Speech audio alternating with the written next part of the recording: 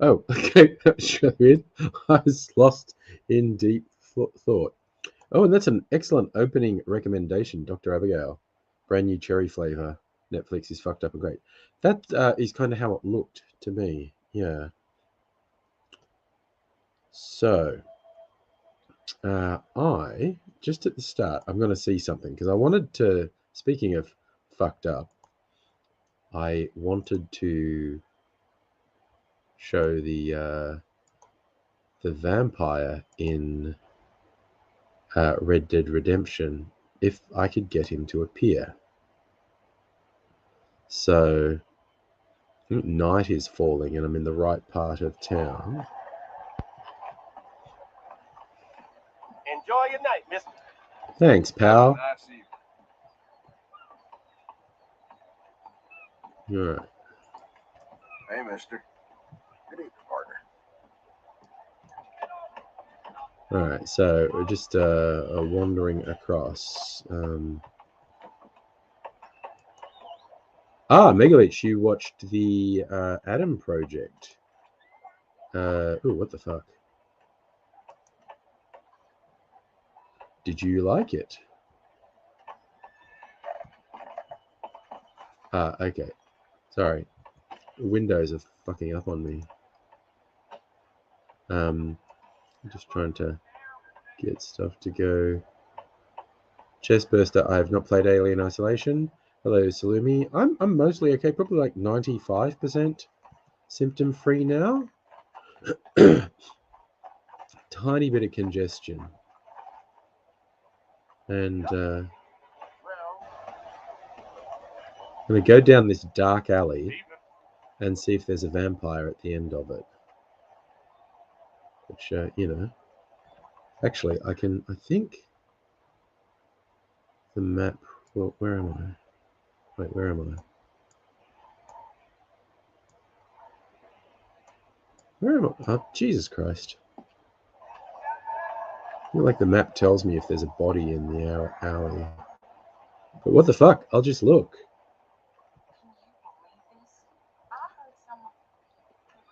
We'll walk down the dark alley.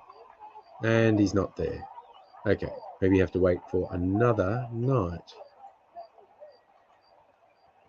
Look at this old fossil playing at cowboy.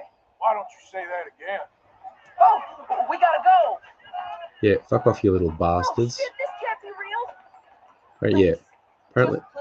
Apparently the vampire definitely won't spawn if they're around. Cecilia cooking dinner, nice. Hey, partner. Hello there. Nice round here. Rob, I'm playing on I'm playing. Good luck to you. Bye then. I'm playing on PC, in fact. Let's just see if we can get better. Hey there. Hey there. There's like disagreements happening in the street up here. Sir. Hello. Partner. Help. Hey, partner. Hello there. Hey there. Hey, partner. I can't seem to catch a break today. Yeah, well, always be worse, huh? Yep. Okay. I'm just going to go walking down some dark alleys then. Who knows what will happen? No. Dr. Abigail, that's not good. Feeling bad mental health-wise. Took 2 hours to get out of bed. Yep, that is a shitty way to start the day. Hope you start to feel better.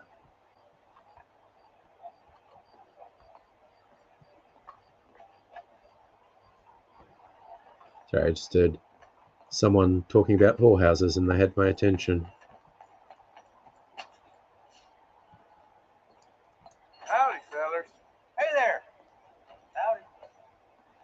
And is this these same little bastards up here? Hi there, mister.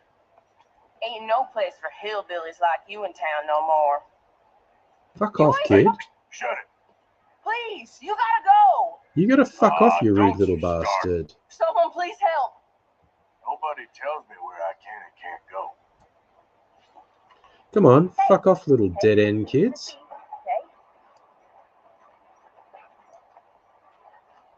Little shitheads. Leave me alone. Alright. I'm going to make one more attempt to find Hey there. the vampire. Hello, mister. I don't know if he'll spawn now that I scared Got any those kids idea off, what time it is? You got me. Hey or there, if I have to partner. wait for another night. If I have to wait another night, I'll just let it go. And hi, Nettie. I don't think I said hello to you. Hello? Ah, I just leaned on something. God damn it. Sorry. Help me, please. Oh, I just knocked a guy down in front of a cop. That, you know, Hey, partner. can have a bad repercussion. Hey, it's my horse marking the alley for me. Still don't think the vampire's there. He might have to wait another night, so I'll leave it. Chestburster, you raise a good point that the concept of cancel culture as dickhead right. Oh my god, it's the vampire. Okay, what I got to do is save this because apparently he can totally fucking one-shot you with his knife. The vampire's here. Okay, so I'm sorry, I'm just pretty excited. Yes, we'll overwrite that. Now, I've read some funny things, like basically you can do anything to him and people pay no attention, but you can catch him. So, I'm going to get my lasso.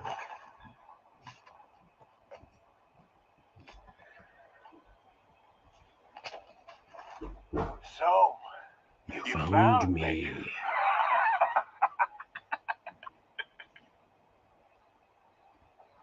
Hey, what are you doing?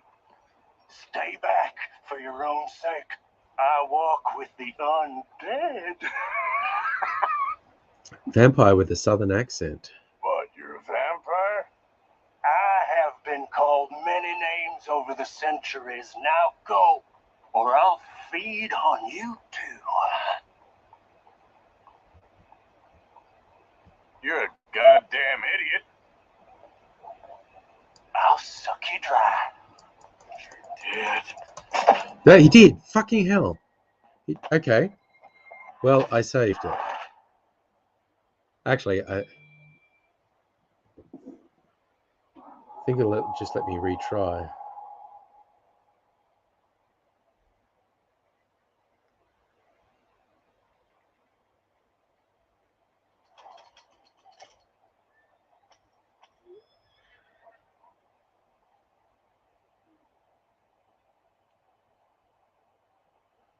Sorry, I might have to go. Sorry, I just got a message, which is...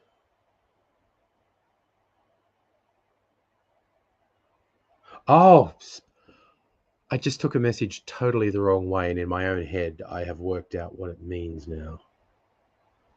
I think. I'm going to wait for clarification before I go. Okay, so yeah. Okay, I knew that guy could one-shot me, and I fucked it up. But Dr. Abigail, you raise a good point. I have actually seen Abraham Lincoln Vampire Hunter. So no vampires are from the south. Wait, I've got some ice cream still waiting for it.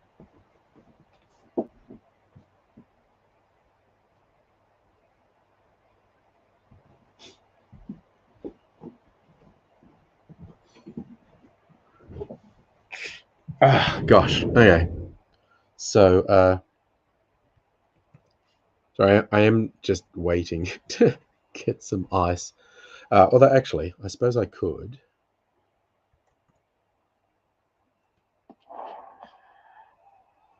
So let's put me back here. Okay, fine. I'll just reload the game because I don't want this fucker to get me. Yes.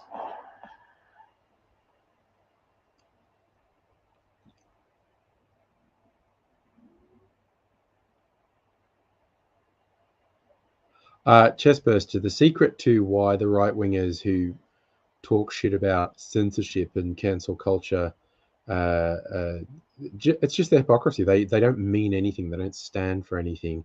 Every time they, oh no, no, did I just fuck up?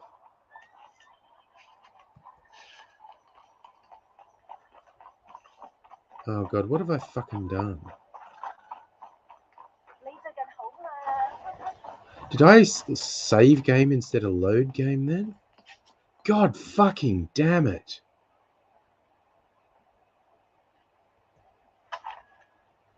Okay, now I'm super fucking annoyed.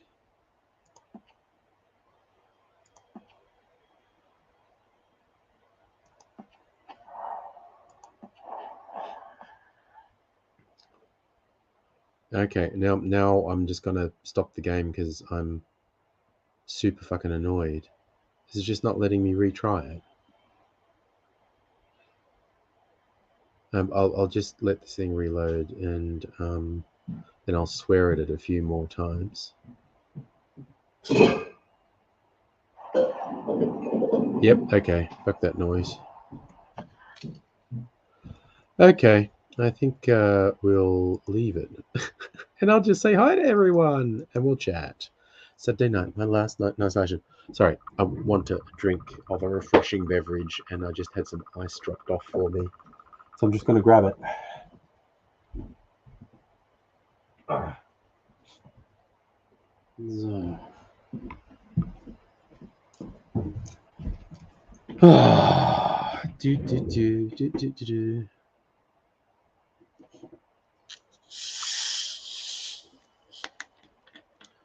So let me also agree swearing can help sometimes.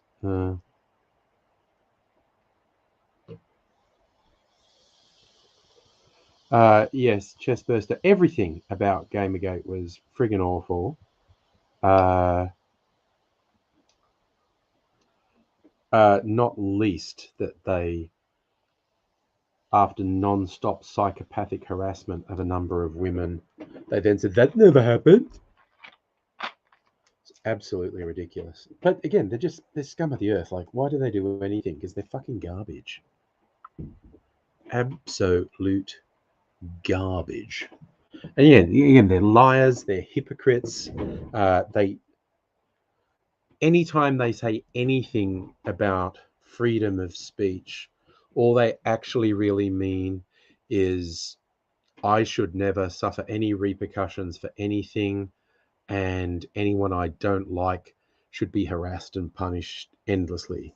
That's the limit of their worldview. They should never suffer any inconvenience or repercussion for their actions, and anyone they mildly disagree with deserves harassment, assault and murder in some cases. So they're just fucking scum. Yes, Nettie, that's true. True Blood, Vampires in the Deep South. Chestburster, I don't even know who that is. I actually kind of make a point to not know who these people are.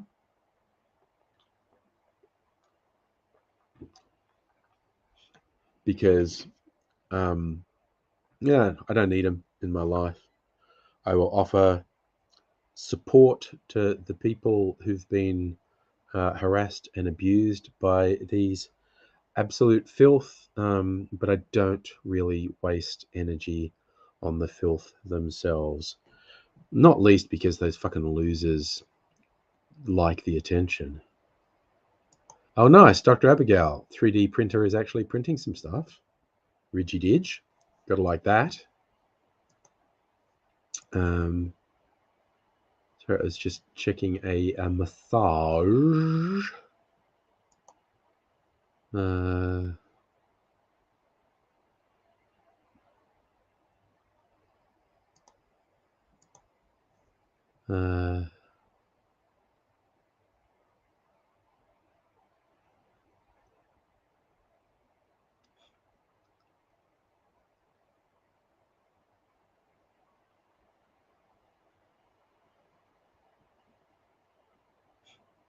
Okay. All right, nothing critical or urgent in the messages, just there. were some massages that I wanted to keep a piece of, but that's all good. Still a few bugs. God damn it. So, Lumi, I never actually finished True Blood, and I can watch it for free on a streaming service. I think I'd have to. I don't even remember what season I got up to. 3 or 4? I don't know.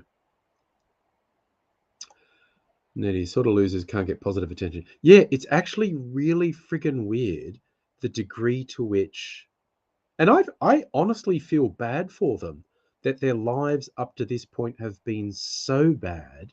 All they've ever received in their life is negative attention, and so they actively seek it out because that's the only affirmation of their existence they've ever had.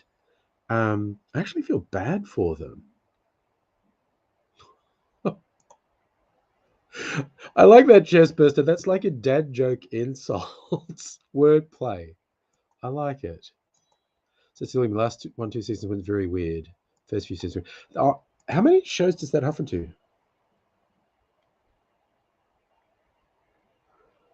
Okay, I'll tell you what I was worried about.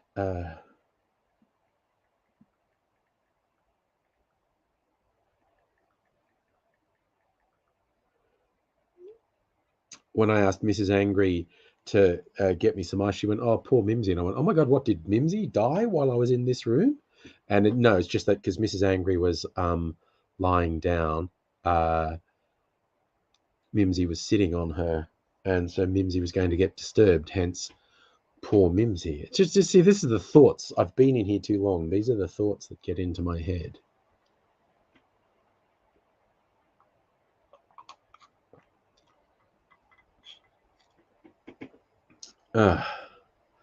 So Mimsy's fine, just discomforted for my benefit, which I'm sure she thinks is completely unreasonable. So, sorry for my unreasonable existence, Mimsy, and wanting things that mean you lose the lap you were sitting on for however many minutes. Here's nobody. There's nobody in the room. Nobody to talk to. Ah. Dun, dun, dun, dun, dun, dun. So, get rid of that massage.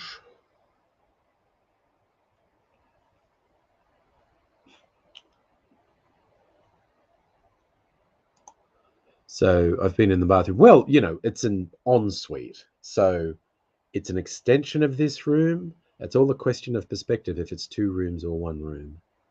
So yeah. Back from church. 3 services. And only you for sound. Well, keeping you busy, lad. Oh, my God. Could you imagine the evil, cruel torture Australia has been inflicting on asylum seekers for, in some cases, 9 years? Like, that's just psychotically cruel, pointless, evil behavior that our government is using millions of our tax dollars on just to fucking torture people who are trying to find a better life because their existing way of life was partly or wholly destroyed by Australian government foreign policy or foreign policy of our allies, which were completely supported by the Australian government. So it's just like, it's kind of lucky for Scotty from marketing that the shit he preaches isn't true, because there is zero doubt if there was a hell, he would be going straight there for the amount of evil he has perpetrated on the world and for the self-serving narcissism with which he has led his life. He's just the fucking worst. So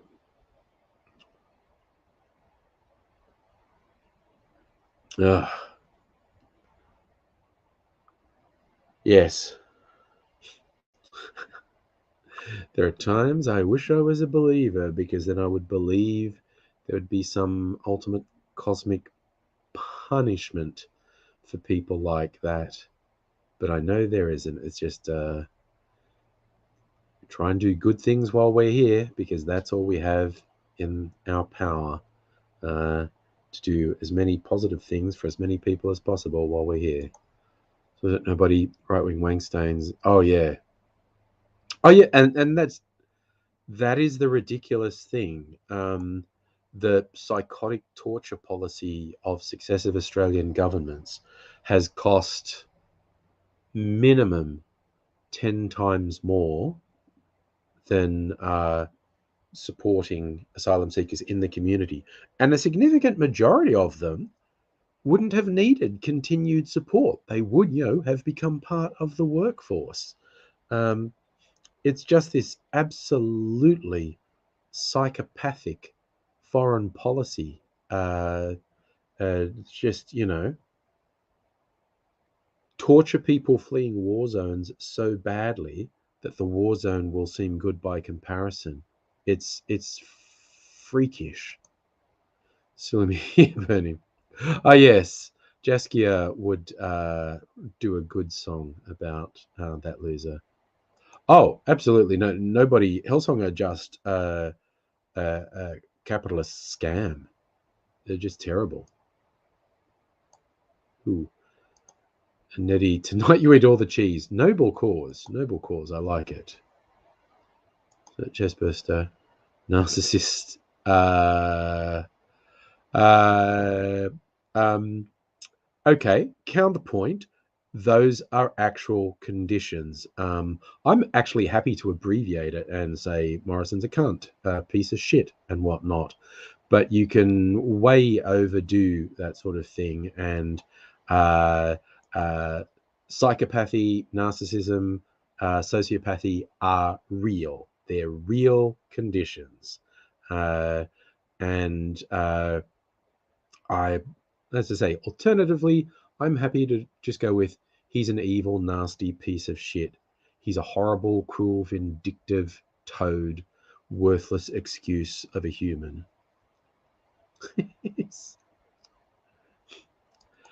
Yes, I remember that sermon, Nobody, Blessed are the Cheesemakers, which is obviously meant to encompass all people involved in the dairy industry.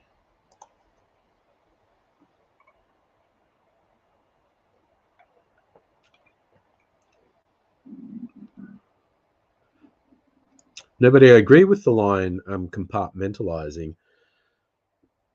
But seriously, what sort of fucked unit do you have to be to perpetrate the outright evil that he perpetrates and yet go on to function? Not least to say, the lie that you're a Christian, that you're a compassionate person, when you directly, deliberately, and completely unnecessarily torture some of the most vulnerable people in the world for years on end. I mean, uh, as Hank Hill might say, that boy ain't right.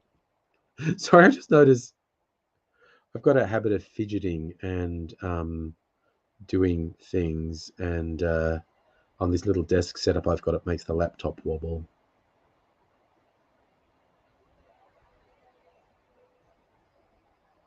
Well, now you're just being mean to the armchair pseudo-psychiatrist in my head. Like I said, I'm perfectly happy to just stick with Morrison's an evil fucking piece of shit.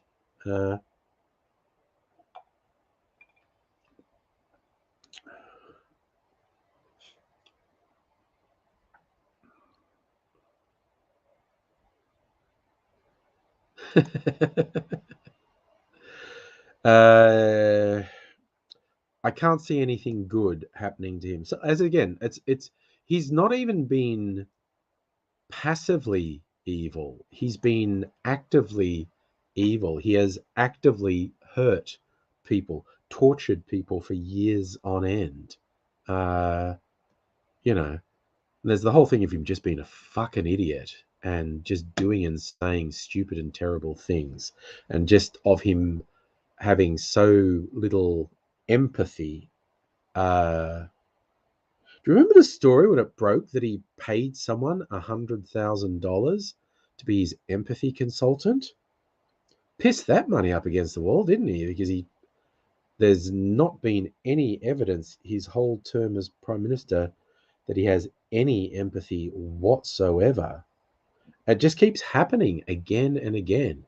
Bad situations happen, and he fucks it up, and his response is so fucked.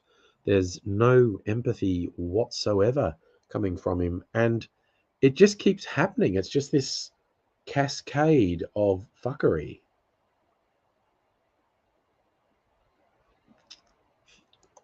So, no, but if you have fascist leanings, they definitely have authoritarian leanings. They have completely self-interested leanings. Nettie, absolutely right. But like, I'm only picking on some, funny little things about them wasting millions on the asylum seekers and Scotty's empathy trainer. But just in pure economic terms, even in measurements that I don't actually agree with, but what economists say, this is good handling of the economy. Over the last, probably 40 years, since the 80s, successive Labor governments have been consistently better economic managers than successive LNP governments. That's by the standards that people like the LNP say shows you're good with the economy. And there are elements in that I completely disagree with in terms of good policy or what is good value. But by their own terms, when measured objectively, the LNP are consistently worse economic managers than the ALP. It's just the rich and powerful benefit so much from them being in government. They've used the media very effectively much of the time to perpetuate lies about their competence. They don't need competence. There's that old line about someone having delusions of grandeur. The LNP and conservative media have delusions of basic competence. Yes, I've heard of them, Jespers. Yes, they're neo-Nazis they're within the Ukrainian army, aren't there? And then there's all the neo-Nazis in Russia as well. And we could talk about the neo-Nazis very aggressively infecting governments in other parts of Europe, America, Britain, and Australia as well. They keep being outed, these far-right white supremacists, some of whom are, as you say, they're basically neo-Nazis. They use Nazi symbology, worship Hitler, actively and openly preach Hitler's explicit ideology. And it's disturbing how widespread they are, quite honestly. There is a lot of brutal, evil shit being done or being proposed by these pricks around the world. But yes, when you see actual sort of military or paramilitary units, as we've seen in both Ukraine and Russia, that's particularly disturbing. Normally they hide the overt symbology and just do really shitty things because they're really shitty people.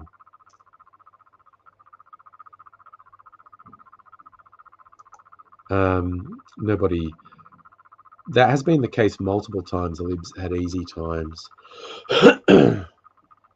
But yeah, they suck. They really do suck.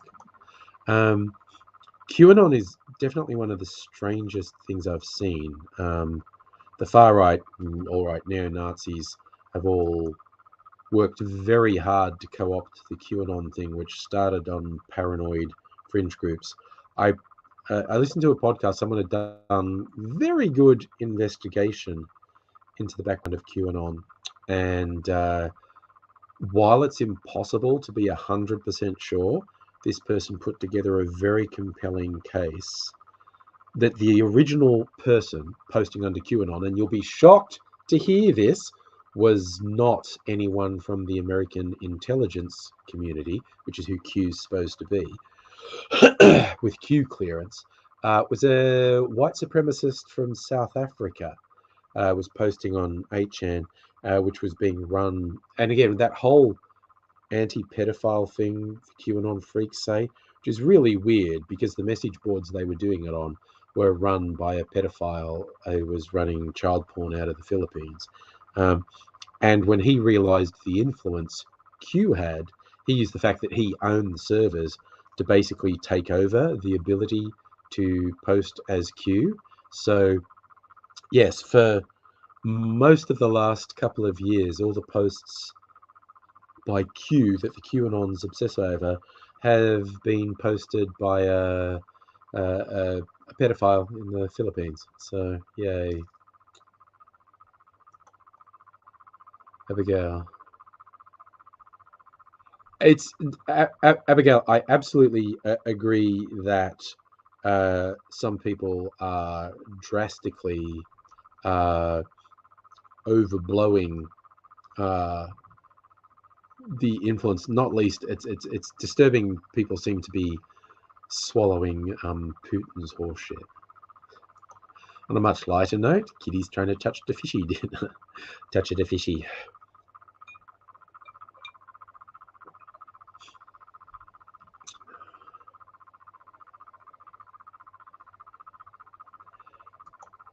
Yeah, I mean the term neo-Nazi, I throw it around, I have to admit, but a lot of them actually do like have swastika tattoos and worship Hitler and stuff, like I said. But yeah, there were some there were weird cases, particularly from Eastern Europe, of people with Jewish parents or grandparents emigrating to Israel, and they turned out to be neo-Nazis. Very weird. But yes, I mean, God, you wouldn't call the government of Israel Nazi, but they are far right, brutally militaristic, and running an apartheid state, which is absolutely despicable.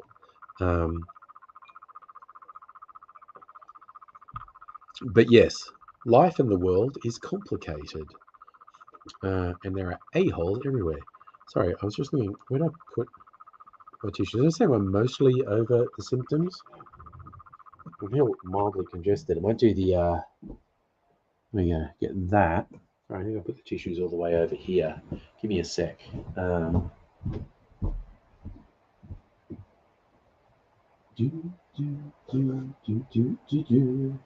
my nose off camera.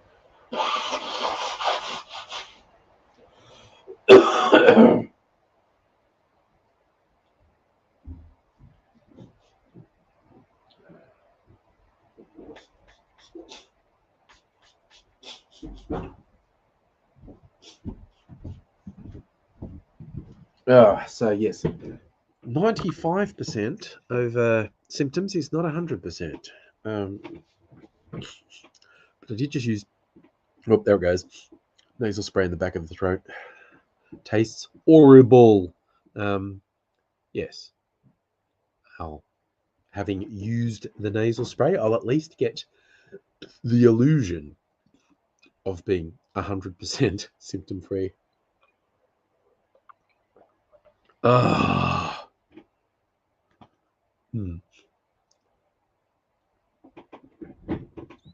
So, yes, I mean, talking about extremist elements in the military, which absolutely exists because the military attracts a certain sort of person. It's like Australia's big old war hero with a trial going on. Was he guilty of war crimes, murdering civilians and bound and unarmed prisoners.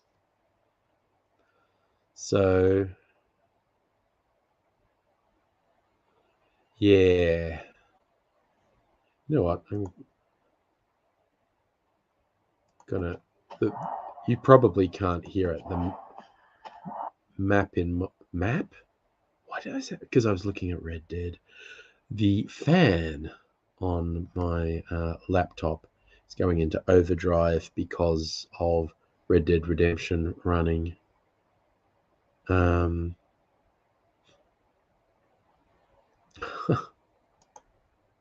Are we going to party tonight? Maybe. Anyway, the fan is powering down now. Actually, it's still going. Might shut a few more things down.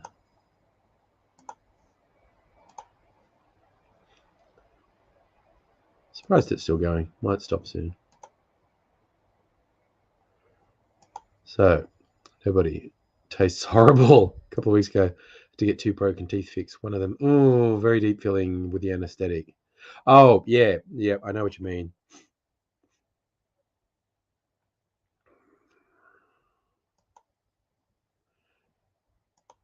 Chestburster, I don't know if, like me, you're a fan of the Behind the Bastards podcast. If you are, you will have heard this one. If you're not, they have one on the Church of Drink Bleach. Some of the people who originally promoted the whole bleach thing. So far, I'm about 95% symptom free. Very slight congestion still, so I'll be out of isolation tomorrow because I got no severe symptoms. Because I just did nasal spray, so I just open up. Nettie, well, no more news than I had last night about AZ. You know, he's still up and about. He's still got gross things on his legs. He's still trying to sort out the weird and dangerous person in the block of flats. I thought that was supposedly going to be sorted a couple of weeks ago. Seems the wheels are moving slowly. I guess suffer. I hope I don't get it again too. I mean, the last 2 years have shown us that it is perfectly possible to get COVID more than once, not least because of the variants that keep happening. But, you know, triple vaccinated and having had it once, I'm feeling pretty protected at the moment. Like nothing's 100% in this world. And also because Mrs. Angry didn't get it when I got it, we still won't be going into any environments that we regard as really high risk. And top of that list of places we'd often normally go is a cinema. I still think cinemas are really high risk. Being in a closed environment with recirculated air for 2-3 hours is just not sounding good. That is the one thing bleach will cure, Chessburster, your life. So having it ghost streams. Zava Young, Mr. Angry, is hanging out with some of his friends as we speak. Because he got out of isolation a day before me, because he actually went into isolation 2 days before me. So he actually probably could have got out. I just realized he probably could have got out a day earlier than he did. But he's out of isolation today. Like he was voluntarily isolating just because he had symptoms and he'd actually tested negative. We tested positive on the same day, but he'd already been in isolation for 2 days. Oh, yeah, no, Abigail. The rules just keep getting more and more like, fuck it, man, do anything. We're just pretending this isn't an issue. There's no such thing as a close contact anymore. No business has to close if everyone who works there is fucking COVID positive. Oh no, Nettie, you told Laura what Goatsy was last night.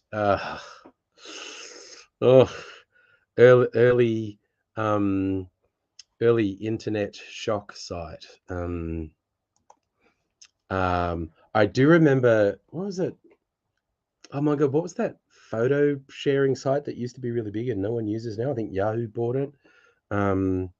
I keep wanting to say it. I feel like it was a name that was like Twitter or Twitch. I used to use it all the time, and I've completely forgotten what it's called.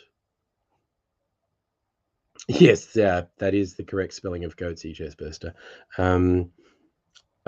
Okay, someone must know what I'm. No, not Photo Bucket. No, not Pinterest. Not Imgur. That's a social site. No, this was just a photo site. And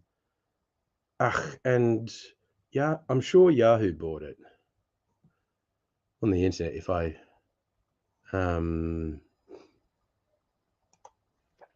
I put photo site bought by Yahoo, Flickr. It was Flickr with no E. No one got it. No one got it before I looked it up. Oh, nice. Nobody. You flicked AIDS a message. We'll see if you get him. Okay, Nettie, you got it. Okay. No, it's Flickr. Flickr was one of the very early successful photo sharing sites, and you could put, yeah, it does still exist. And there was a social aspect. You could share albums, and there was a very fun one called Accidental. Oh, no, there were two fun ones. There was Accidental Goatsy and First Goatsy. And Accidental Goatsy was just images or whatnot that seemed to evoke Goatsy. And First Goatsy was getting a photo of someone's spontaneous reaction when they see Goatsy for the first time. So yes, First Goatsy was all pictures of people going. Because yes, at the time it was pretty confronting.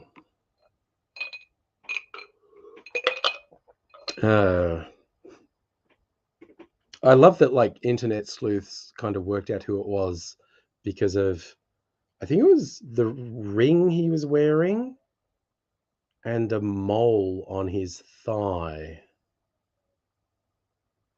So yeah, Nettie, you were a BME zine member, so you saw it there first. Okay. Chessburst, that does not sound like something I want to know. Binjo, the racist storytelling spirit. No, I've literally never heard that. All right, nasal spray is making my nose run a little bit. BME zine sounds vaguely familiar as well. And then there were the early videos that were trying to upset people, like Pain Olympics and Two Girls, One Cup. Oh, we're into early internet gross out stuff. Yeah. I have to admit, I found the Pain Olympics one fascinating because it mostly seemed real. Because I did see a bunch of stuff where people had obviously faked things, but it mostly seemed real. It was people deliberately hurting themselves and self-mutilating. It's very just somehow, Chessburster, I don't think that's something I'm going to look up. Shush on the elegant white tiger. No, I'm going to take your word for it that it's somehow appalling, and I maybe won't look it up. Spare myself that. Ooh, what's my... Sorry, my laptop was just doing something weird. Don't panic. Everything's under control. Don't know how late I will go tonight because, again, don't really have to get up early in the morning. Although I may get up and spring out of the room going, I'm free. So I don't know technically what time I'm allowed to do that, you know. Is it midnight? Midnight I can do that? So AZ's responded to nobody's message, getting there, more brews, promise soon, kind of in the middle of the legal world. Yeah. That legal thing is taken way long like that feels like it's been going on for like a month. And I feel like it was like 2 weeks ago. He was like, "Oh, it's just about sorted." Oh, nice. Salumi, you got a stir fry, letting it simmer. Excellent.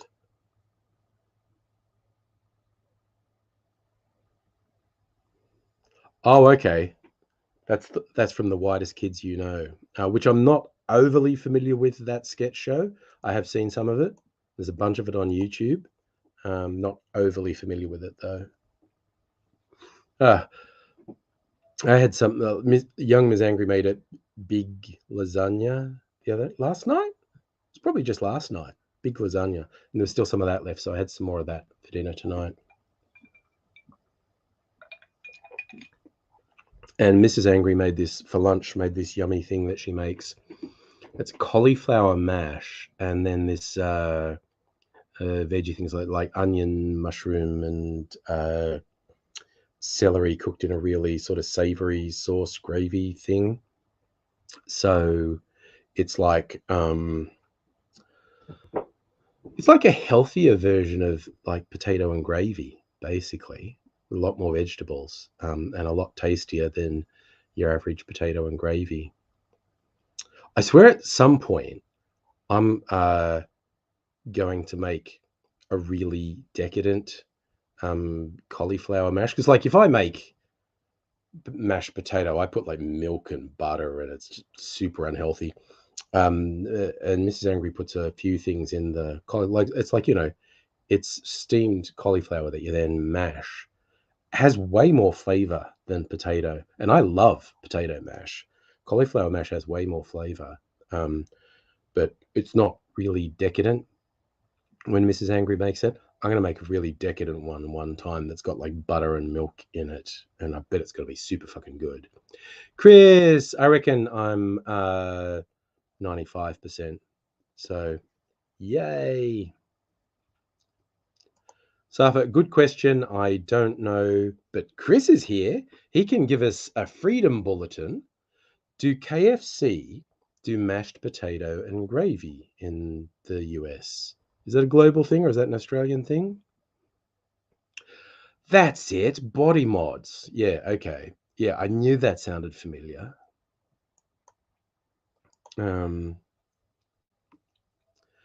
Just in the pre-internet days in the 90s, my friends had a subscription to a magazine called PFIQ, which was Piercing Fans International Quarterly.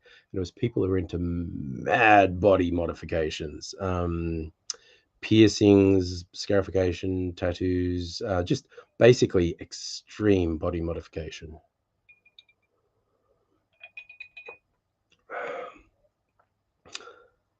Chest Safa's channeling. Who was that US Vice President? Dan Quayle.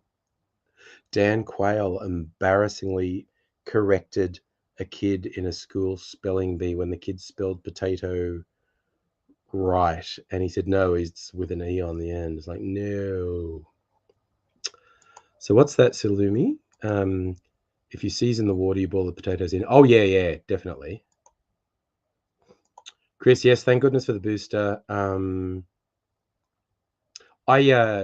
If it was kind of like how long are you going to lie down because you don't feel good, I would have just been lying down. I would have got been up and about on Wednesday, but we were just following the rules of, I'm going to isolate so I don't give it to anyone else in the house, which isn't a rule anymore, I don't think. So used to drink the gravy from KFC, one of the oldest staple. Chicken, taters, gravy, mac and cheese, coleslaw. Okay, cool. So that was the OG lineup. Chicken, taters, gravy, mac and cheese, and coleslaw. See, mac and cheese is a relatively recent import to Australia. I know it's been big in America for ages. But compared to the other things, I think mainstreaming of mac and cheese it's been for ages, but KFC's been here way longer, and we never had mac and cheese at KFC. Well, that's a fun one. See, that's one thing I've got to do tomorrow. I've got to do laundry because I didn't do laundry before going into isolation, so I've got 2 weeks laundry instead of 1 week's laundry here. How popular is gravy in US? As popular as in Canada. Love the gravy. Probably slightly different gravies too between countries. Ooh, Salumi's got a load on it. Just wanted to double entendre. Goodness gracious me. No. Yes. So that'll be a thing. Actually, what's the weather like tomorrow?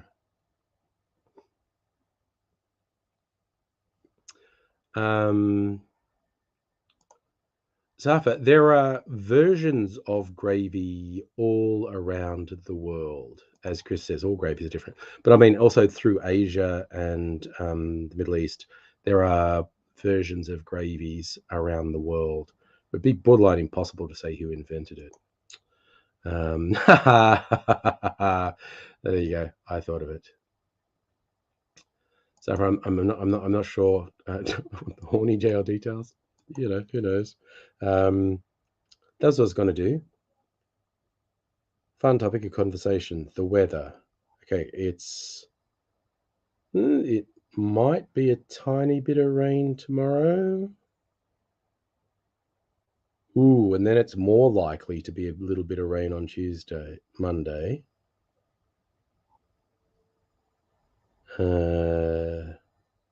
Yep. Okay. This is me planning exciting things. I should do my laundry tomorrow. It's the least likely day for there to be rain. Nettie, chock full of cheese now. Well, seems like a happy state. Safa, I just trying to think. I have been to Russian food places. See, it depends what you define as gravy. You're going to be a bit more careful about wording decasing of sausages, so you're not talking about taking the meat out. As soon as you start referring to sausages, though, that's a lost cause, really.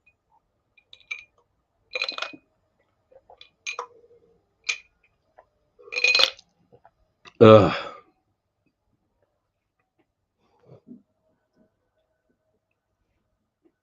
Oh, Nettie doing a bit of housework. Very noble. I might do it. I actually did not trash the room.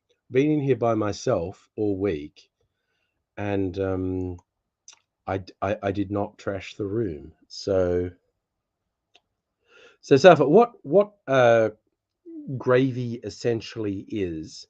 It's stock that's turned into a sauce, and there are just a cascade of variations of that. Basically, gravy is stock that's turned into a sauce. How that's done and what is the base of the stock is going to vary from culture to culture. Like I don't think everyone puts the flour and stuff in it. And yes, most gravy's brown because it's stock, whether it's vegetable stock or animal stock. The base is, stock from cooking something or cooking something down, and then you make a sauce out of that. And there are a variety of ways to do that.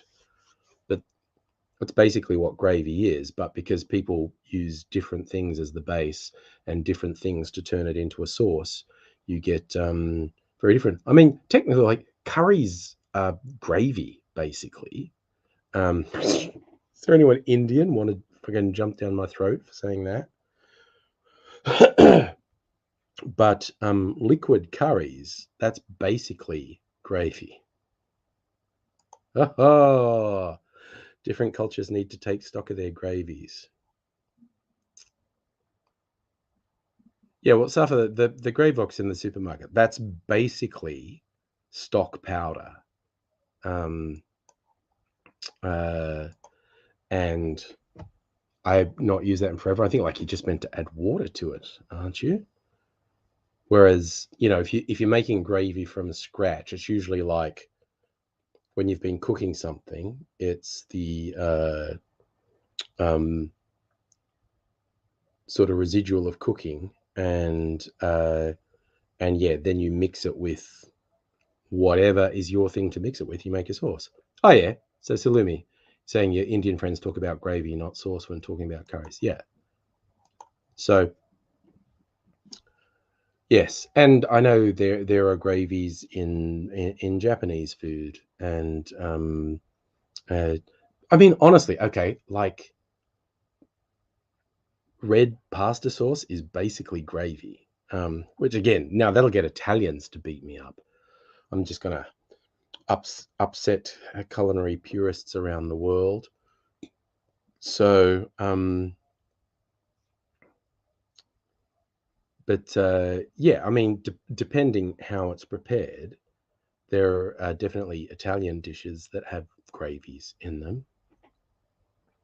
But yes, but not everyone calls them gravy as well.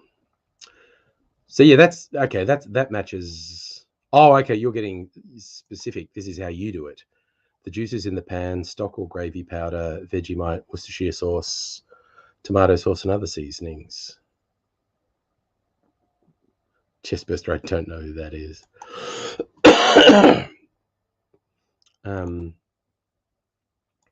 Yes, well, there's the famous Paul Kelly recipe in the How to Make Gravy song. He doesn't use Vegemite. Does use a little bit of tomato sauce for sweetness and tang. Yeah, I'm sure everyone has their own little variations. There's the versions that tend to be made by white Australians, very heavily influenced by the British ideas of gravy. But then again, I'm sure a lot of Australians, if they, went and had a meal made for them in England that had gravy, it would taste different to what they're used to. Well, a roast is always a good deal, in my opinion, Salumi. And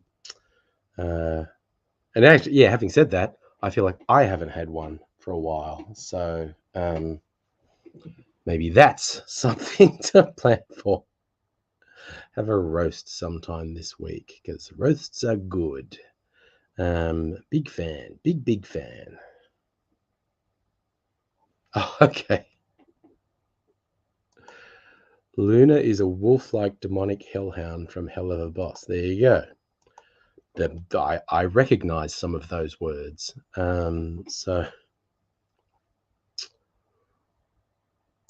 Ooh,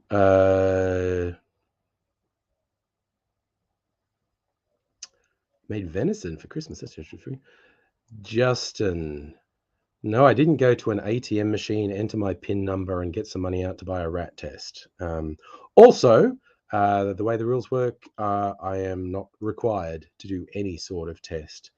It's just if you don't have any symptoms, like, yay, leave isolation. And by any symptoms, I mean like severe symptoms, so long as you're not like super obviously sick. And I'm like, 95% symptom free. So I get to go free in the morning. Hurrah! As we were complaining earlier, it's just gotten stupid where there are like no fucking rules. It's like they're basically encouraging people to not even get tested, not even do a rat at home. If you have mild symptoms, only get a test if you're like seriously ill.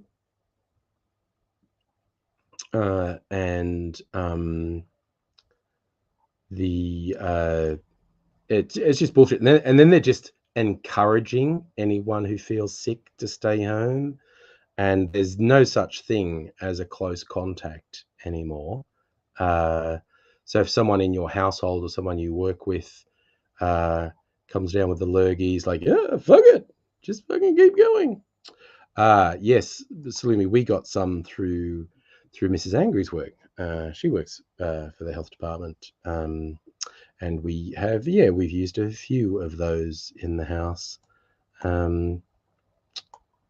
One, that young Mr. Angry returned positive, and young Ms. Angry's done 2 or 3 in the last week and has consistently returned negative.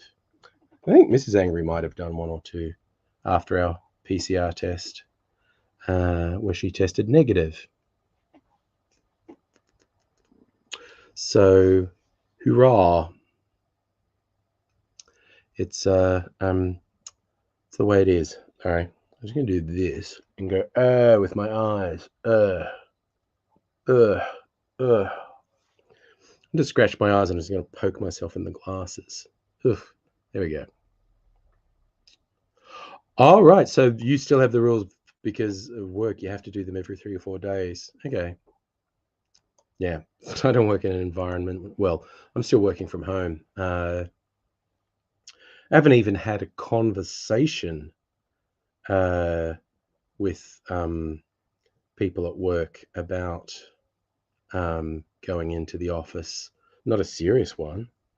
Monday's a public holiday. You normally have a team meeting on Monday. And I normally have a catch up with my boss on Tuesday. So I'll talk to her and see if it comes up. Like, I'm just going to say, hey, you're going into the office. I'm definitely not going to go into the office next week. And that's just me being nice to other people. I'm just going to look as a super precaution. Based on all the evidence, I'm really not going to be contagious. But as a super precaution, there's no way I'm going into the office next week. Might test out the waters the week after that. Who knows? It's really funny. It's like the 1-year anniversary of when we started to get pressure to go back to work. It's that whole sort of, hey, all the businesses are going broke because everyone's staying at home. You should all go back to the office. And it's just like, wait, isn't capitalism, if you can't make money, that you don't have a business, rather than people should get forced to support you, even when it's a risk to their health? And then there was like another huge outbreak, and so we had another lockdown. So that went away, and now almost a year later, it's getting okay. Maybe we can go back. So we'll see. Salima, you're nearly at full capacity at work. Talking about not wearing masks at desks, QR scanning, checking temps. Well, see, okay, because you're working part of the health department. In my normal, not health department, pretty sure no rules. Yep. Chestburster, you are beating me with the pop culture references again. This would be because I am old and I have learned nothing new in 20 years. I refuse to encompass or understand any new pop culture elements. That's it. Oh, yes, full capacity social events and such. Yeah, with Fringe, with a lot of people. Yeah. Everything's full capacity in social venues here. I might go out during the week. Like I said, I'm happy to go out to a cafe or restaurant, particularly if they have outside seating. But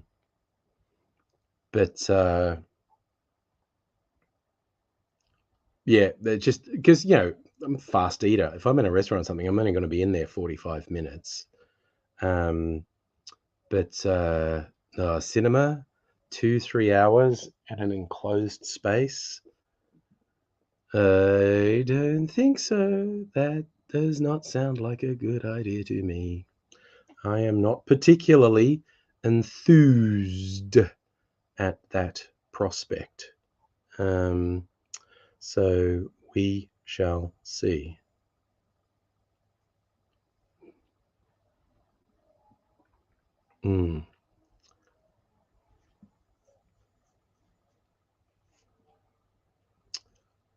Sorry, my brain just wandered then. I'm really disappointed I didn't get the vampire in Red Dead, because from a video I saw, you can just take him anywhere and then cut him, and then he'll just wander around like an NPC. And I just think it'd be fun to take him to different places and see if he freaks, because he totally looks like Nosferatu. I think it'd be fun to take him different places and see if he freaks people out. You see, Sulima, you were fine with outdoor drinks or eating, indoor close proximity. Oh yeah, no. I am 100% in favor of erring on the side of caution at the moment. So yeah, we shall see. We found a new local place that sounds really good, and they have. It's not completely outdoors, but it's like a breezeway, and so it's got airflow all the way through. So it's good. We were scheduled. We had a booking for last Saturday night, and at that point, no one had tested positive, but we were so convinced that young Mr. Angry was going to test positive. In fact, maybe he tested positive on Saturday. Anyway, no, because we definitely wouldn't. We wouldn't have considered going out. Yeah, no, he didn't test positive till Sunday morning.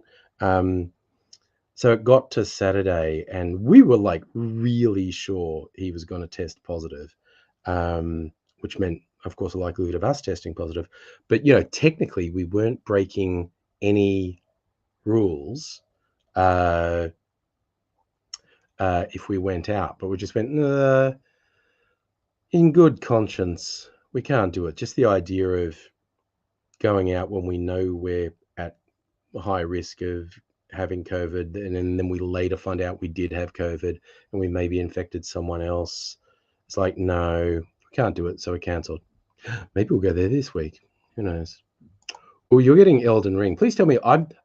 Me being a filthy casual who only likes playing around with stuff, I think Elden Ring would be too difficult for me, and I'd get really frustrated and wouldn't like playing it. It looks fantastic, but I just think I wouldn't like it because it's too difficult. Just better. Yes, all the things that you can run Doom on. Yes, I feel like you're pulling out, and I'm not holding you back at all. You're pulling out random pop culture facts, which I like. I think I've seen someone manage to run Doom on one of those scientific calculators, which is fascinating. Like I know you could run the demo levels on Doom and Wolfenstein as well on a single floppy disk. The 1.4 megabyte ones. I know the full version of the game was bigger than that. Not much bigger though, I don't think. But you could actually run the demo levels off a single floppy disk, which is amazing. I played Doom a lot. I guess when I say that, because some people really fucking played it a lot, and I wasn't a mad thing, but I did play quite a bit of Doom. And I preferred Quake. I think Quake was better on a number of levels. And kind of surprised no one's done a reboot of Quake, because the recent versions of Doom seemed quite popular. Abigail, you've seen someone overclocking a graphing calculator that was water cooled and run Doom on it. Maybe that's what I saw, and I just didn't remember the details. That just sounds friggin' hilarious, honestly. Sulima, you let me know you're hearing mixed reviews. In fact, you can't pick a difficulty setting, but a super casual gamer interested in how you find it looks amazing. It does. It looks friggin' incredible. So yeah. Yes, I'm worried. I'd just find it frustrating. But so yes, I will be interested to hear what you think of it, because yeah, it looks absolutely fantastic. So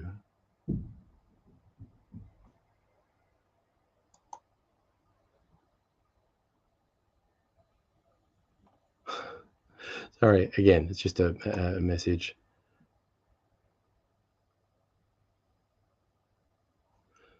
So yay, been a few things happening while I've been in isolation, and I'm getting the occasional massage about them.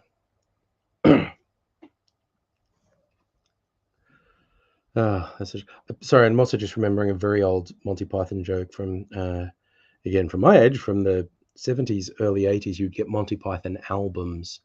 They collected some of the sketches from the Flying Circus days, and some of them were original, some were reworked quite a bit, some were exactly the same as they were on the Flying Circus show.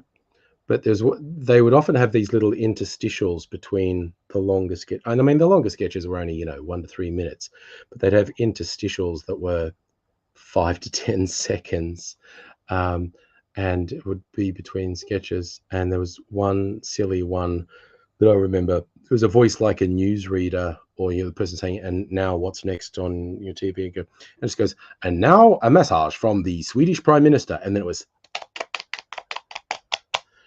And yeah, I thought that was stupid funny at the time, because you used to them coming on like the Prime Minister's going to give a speech, going, "And now a message from the Prime Minister." And so when he says, "And now a message from the Swedish Prime Minister," the initial thought is they've pronounced it wrong, and then you just get massage noises. Humor. Oh dear, it's a subjective thing, and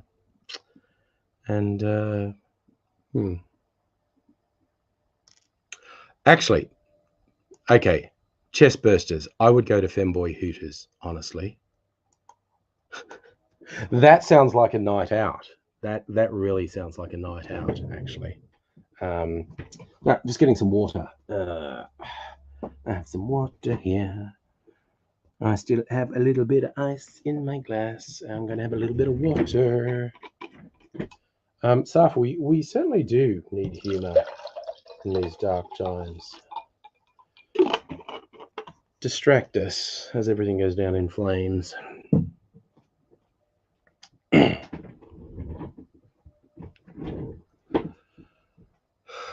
Even if it feels like gallows humor sometimes. I did like, there was that, well, it was a movie. It was actually a series of short films the Coen brothers did for Netflix, The Ballad of Buster Scruggs, which I liked. And but there's one bit where you see this as a meme, the Matt Dillon on the gallows with a noose around his neck, looking at the guy next to him, going, "Huh, first time," and that's literal gallows humor, which I thought was hilarious.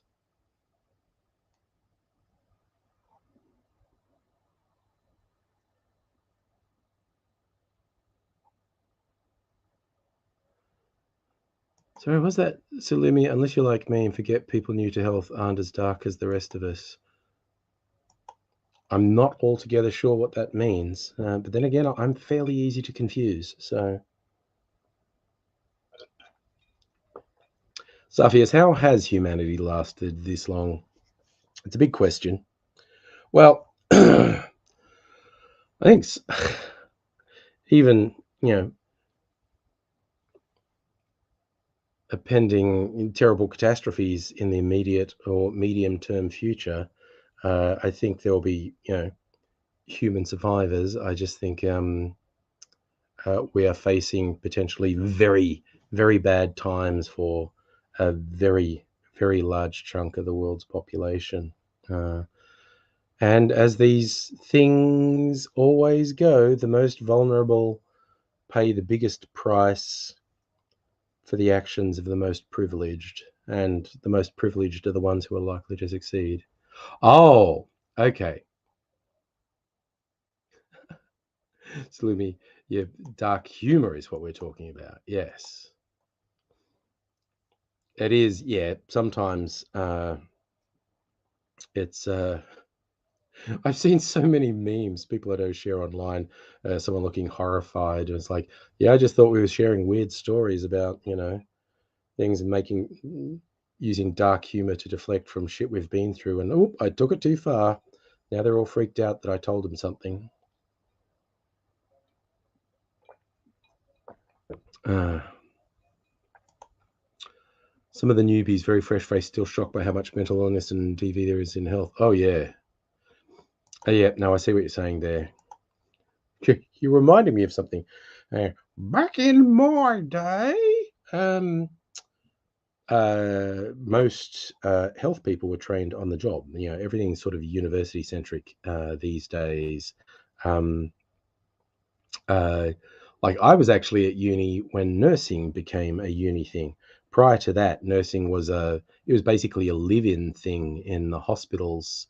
You would live in the hospital in a dormitory situation and be trained on the job as a nurse.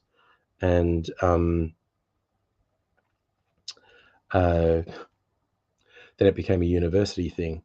But so and again, particularly 70s and earlier, a lot of young women who went into nursing were coming from very sheltered homes. They'd never been out of home, and then they were going into this hospital environment and being exposed to all this stuff for the first time. It was a steep learning curve for a lot of them. There's a bit of folklore. An ex of mine was a nurse, and the thing, if you work in health, and Salumi will know this, anyone who works in health does get a very dark sense of humor, and they also try to outdo each other with gross stories. Oh, I saw a gross thing. This happened. This came in. Oh no, I saw something grosser than this. This happened, and the nurses in particular will try to outgross each other with things they've seen. And a couple of them told me this story. It's a bit of folklore. Don't know if it's true. It's the Royal Prince Alfred Hospital in Camperdown in inner Sydney. It's on both sides of the road, and there are some underground tunnels so they can move patients to different buildings without having to cross the road and risk traffic and all that sort of stuff. And it's a more controlled environment. So, and one of the underground tunnels goes to the morgue. And apparently it's really good. So, actually, Safra's going, no, okay. Mrs. Angry does technically work in health, yes. She's not a nurse, though. She's not medical. She's psychologist. But, yes, the two were 20 years apart. So, but anyway, I digress. Apparently the underground tunnel going to the morgue was pretty creepy.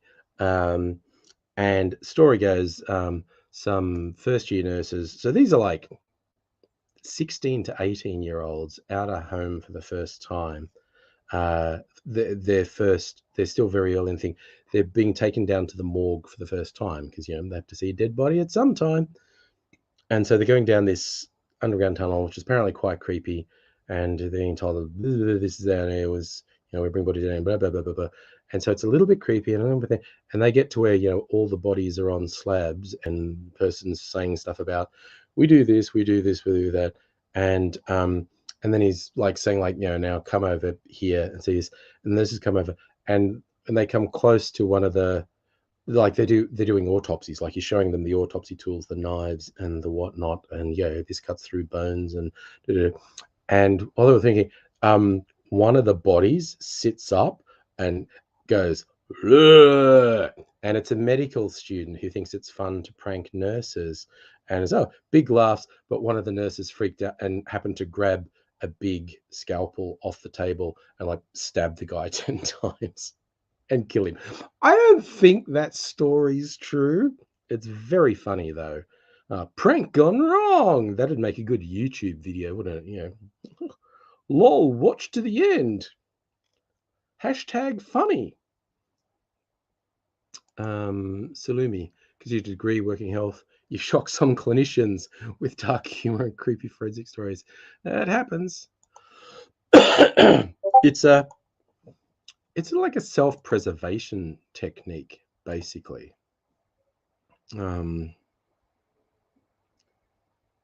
I remember Safa, this story is based in the 60s or 70s. When it was young, impressionable girls leaving home from the first time.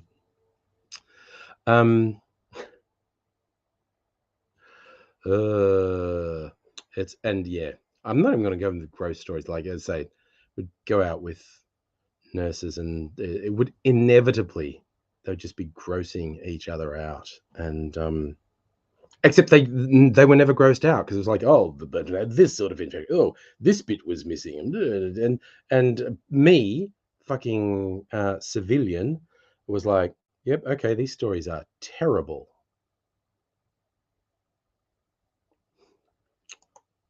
So, you're studying criminology, not forensic medicine, but you do cover those topics. So you're more social science and research. Fair enough.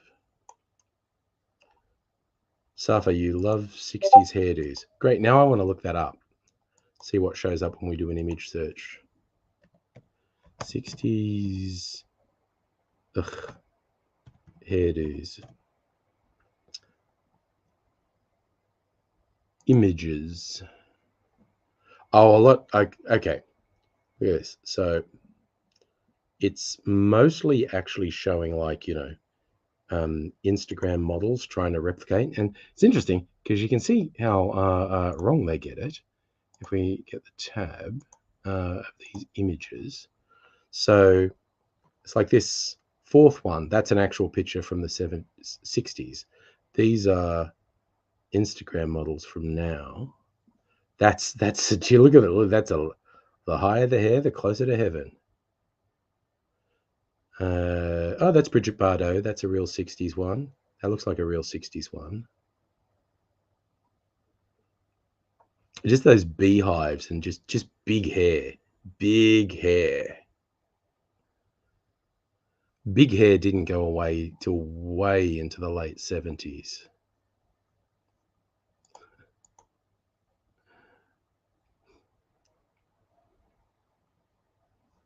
Oh yeah, sorry. That was a me beep. I've still got uh I've actually, maybe I should close it.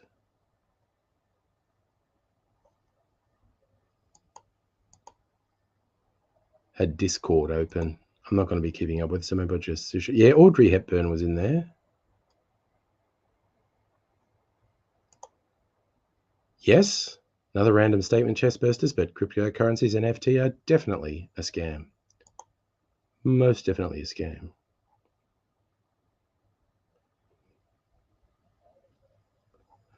Safa, yeah, the fashion periods, it's not like a cut. They morph and blend. But, you can take a dominant hairstyle from the mid 80s and it's going to look different to a dominant hairstyle from the mid 70s. And it's going to look different to a dominant hairstyle from the mid 90s. Fashion's not actually my strong point, I have to admit. But it is a thing.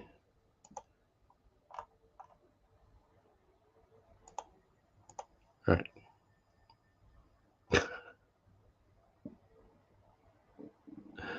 Big question is June Club tomorrow.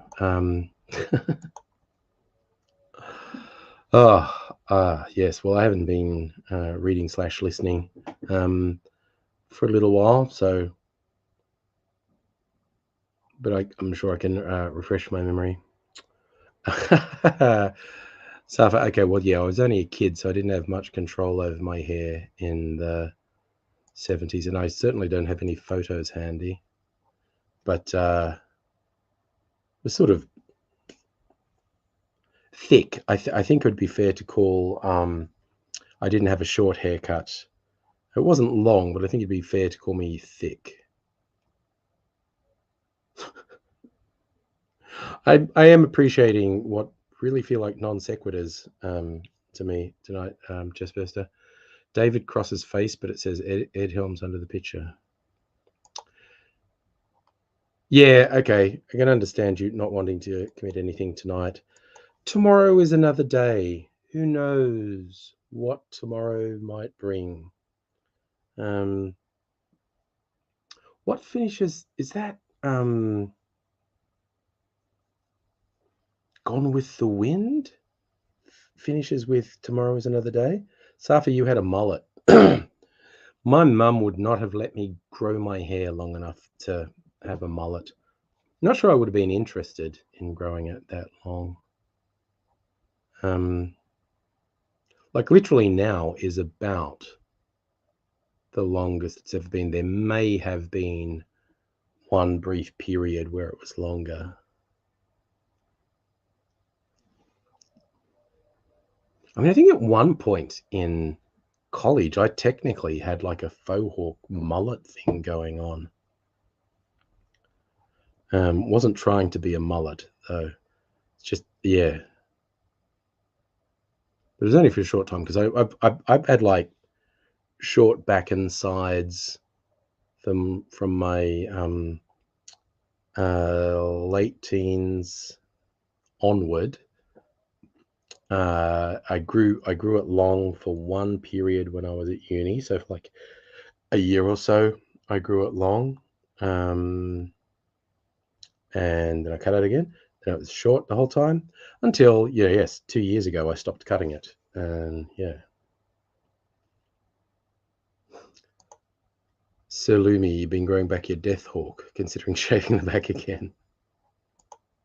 You're bored. Yeah, well, this is the most interesting thing that's happened to my hair in the what did I do there? In the last 2 years is long enough to actually tie. And I mean, I could always do a little ponytail at the back for, most of the last year, but now I can actually pull back the front and sides to keep them out of my face, which I like. Well, maybe that's a sign of me being old, Safa, because I feel like my hair grows slower than it used to, because I don't think I've even had it trimmed since like May last year. And so, yes, in 2 years, I think I've had 3 trims, and the last one was in May last year. So thanks, Lumi. I actually quite like it. Surprised how much I like, but it's also functional. And I like the functional aspect of it. Keeping hair out of my face and eyes and mouth. That was a weird one when I would actually get my hair in my mouth. That was a new one on me. Because when I grew it long at the back when I was at college, I actually was keeping it relatively short on the sides, which is why I say at one point, you could argue I kind of had a faux hawk mullet thing going on. So this is the first time I've let it grow long at the front and the sides as well. Next time you're going to get him to shave, go a bold color again. Why not? What ifs? So, yeah. It's also fun to stop dyeing my hair. So, not completely grey. I've got dark hairs. This is the greyest bit. But you see the mustache is still darker. There's a little bit that's slightly darker there. So not pure grey, just lots of grey. I'm actually more interested in getting this trimmed and evened out. I don't know. Getting back to maybe not the longest I've let my beard grow, but one of the longest it's been. It's always kind of fun for me at least, to see like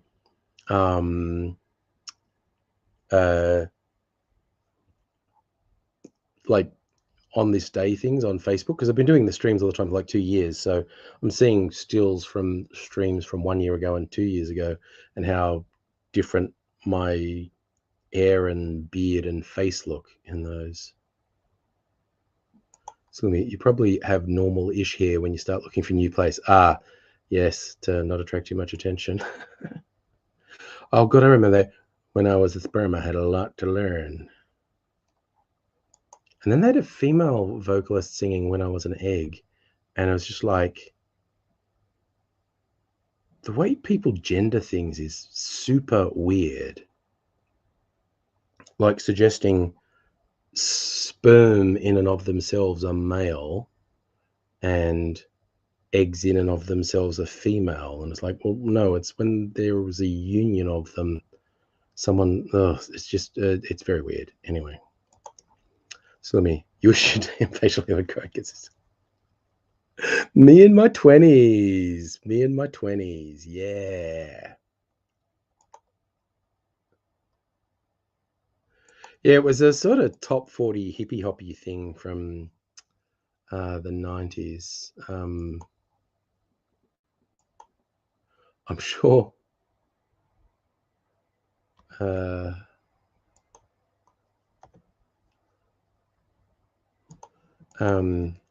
Find it song When I Was a Sperm.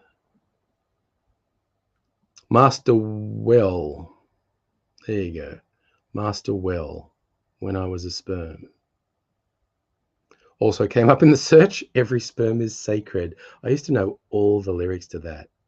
That was such a fun song when you're a Catholic. There are Jews in the world, there are Buddhists, there are Hindus and Mormons, and then there are those who follow Mohammed, but I've never been one of them. I'm a Roman Catholic. I've been since before I was born. One thing they say about Catholics is they'll take you as soon as you're warm. You don't have to be a 6-footer. You don't have to have a great brain. You don't have to have any clothes on. You're a Catholic the moment Dad came, because every sperm is sacred. Every sperm is good. Every sperm is needed in your neighborhood. Oh, yeah, that's a weird one that I have seen. Toxic dudes who the dogs are a male thing and cats are a female thing. That is weird. Chestburster, thank you for the interactions. Have some sleep. What are we up to? 9:30. Yes. The only thing saving me from a copyright strike, Abigail, is I'm really bad at singing. And so the algorithm that content matches won't match my voice because it was so off pitch and off rhythm. So stuff a neighborhood sperm watch. Oh my god. Okay, you just made me think. I used to get this really weird comic when I was at uni. My girlfriend at the time was that we did a one little weekly treat. We would go to the shopping mall. There was this super weird British kids comic called Oink, and the premise behind it is it was published by a pig, and there were lots of bad taste comics in it, but it was like kid level bad taste. So lots of silly poo humor and whatnot. Like I said, it was run by a pig. I didn't realize at first, but it then became clear it was actually radical vegetarian propaganda, which is fucking hilarious that they snuck that into a kid's comic, because the most evil character possible in the comic was a butcher, because it was published by pigs. So of course they didn't like butchers. So they had these sort of evil supernatural characters who were butchers, which is pretty funny. But they had one particularly silly comic called Burp, the Smelly Alien. It was hilarious. He was just this gross, smelly alien who was always going around doing stuff. And it would anthropomorphize a bunch of things. And one time, Burp was at the seaside and he prized an oyster off a rock and goes, "Ooh, fresh oysters." And he prized it out and swallowed it whole. It goes in and it lands in his stomach and it like anthropomorphizes his stomach. And the stomach goes, "Oh my God, he put something in me that's actually alive." And the stomach spits out the oyster, who has eyes and a mouth, like, "Get out of me, you slimy bivalve." And then the oyster's running around Burp's internal organs trying to find a way out. And there's warning sirens start going off that call out organ neighborhood watch. There's an intruder in the body. Organ neighborhood watch, hunt it down. And then it's like his kidney and his liver with huge machine guns are wandering around in his body looking for the oyster. And they go, there it is. And then it just cuts to an external view of Burp walking down the street. And then his body bursts apart because of machine gun fire coming from inside and just rips holes in him. And he falls down going, oh my God. And then his internal organs kind of crawl out of the holes that they blew in him and goes, yeah, sorry, Burp. I think we overreacted. And it was that level of humor. It's very silly. Salumi, Captain Planet wasn't even subtle. I was never into Captain Planet. I never watched it. I remember seeing one a little while ago, and the kids are trying to stop these guys in Africa who are clearing some forest. It's like a important habitat for endangered gorillas, and these African guys are clearing it with bulldozers and stuff. And they're saying, hey, you shouldn't do as bad. And the guys are going like, I'm doing my job. What are you doing? And I was watching it and I'm going, their boss is going to be a white guy who's forcing them to do it. And sure enough, the evil boss comes out and it's a white guy. Okay, look, true. That is the absolute history of exploitation and colonization in Africa.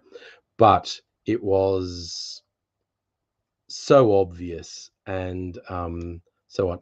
Oh, so you're saying it was super racist too. It was not well written. It was absolutely not well written.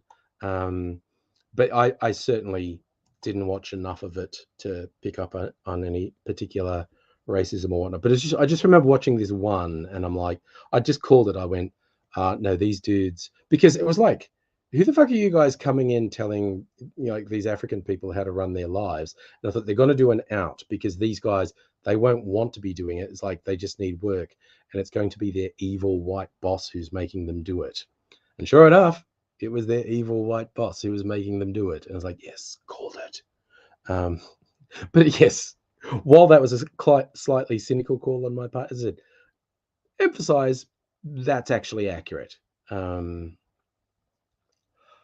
That's a good call, Salumi. Fern Gully, environmentally aware without being problematic. That was Australian, wasn't it? Sorry, and that just made me think of Norman Lindsay's stuff, Snugglepot and Cuddle Pie, and the way he anthropomorphized Australian flora and fauna. And these were like hugely popular kids' books in the certainly mid to late 20th century. And then you find out at some point Norman Lindsay painted a lot of nudes as well. And you go, okay, well, he's an artist to it. Then I visited Norman Lindsay's cottage in the Blue Mountains, and you find out about him. And he's like, he's just having sex and drug parties up in the Blue Mountains every weekend, and orgies, and painting everyone who's fucking off their trolley on drugs, engaging in an orgy in the bush. More ways than one. Hey.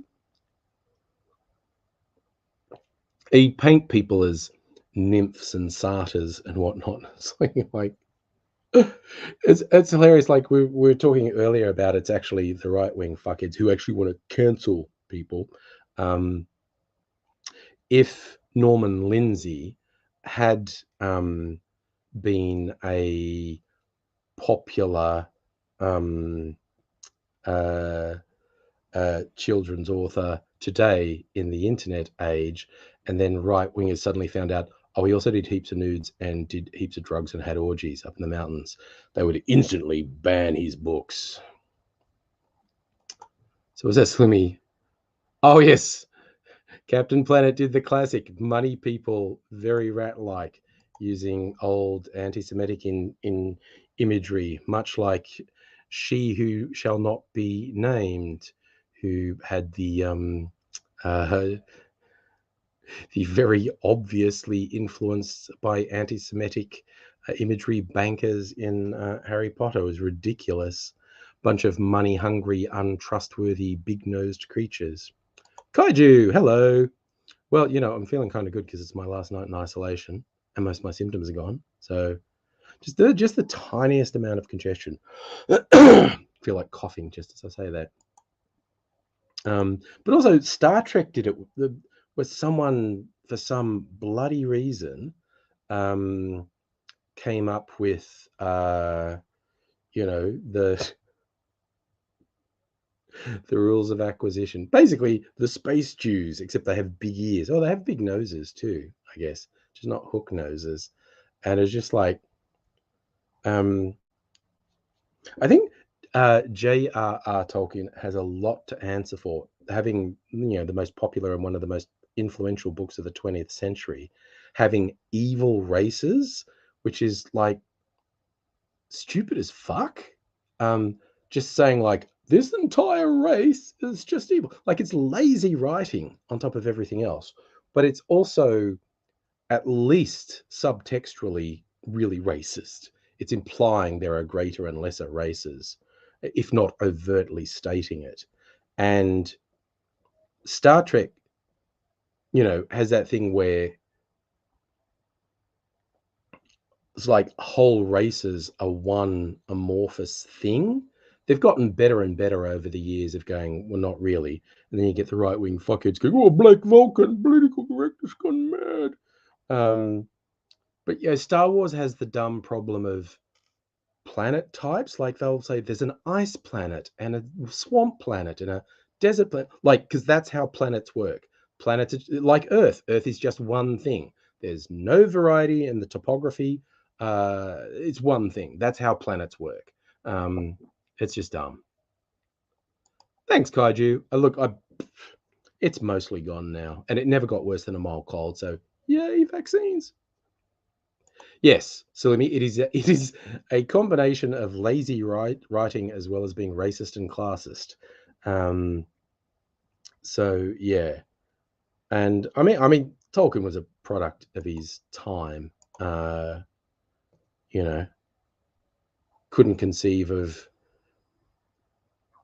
women having roles that were significantly different to traditional European roles. It's funny calling someone who created so much lazy, because he's not really lazy, but that was a piece of lazy. But also he was breaking new ground, so I'll cut him some slack. But yes, evil races are stupid conceptually.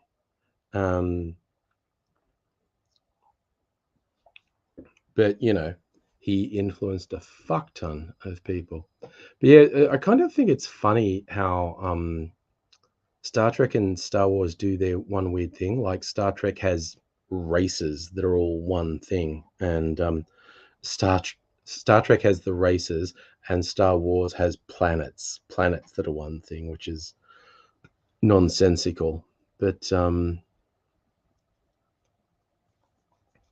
then I have all this other stuff that's very inventive and also trying to be very progressive. But yes.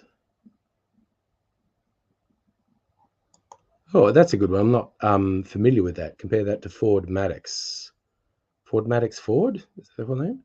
Wrote Parade's End, tore apart bullshit of classism, racism, and sexism. Well, good.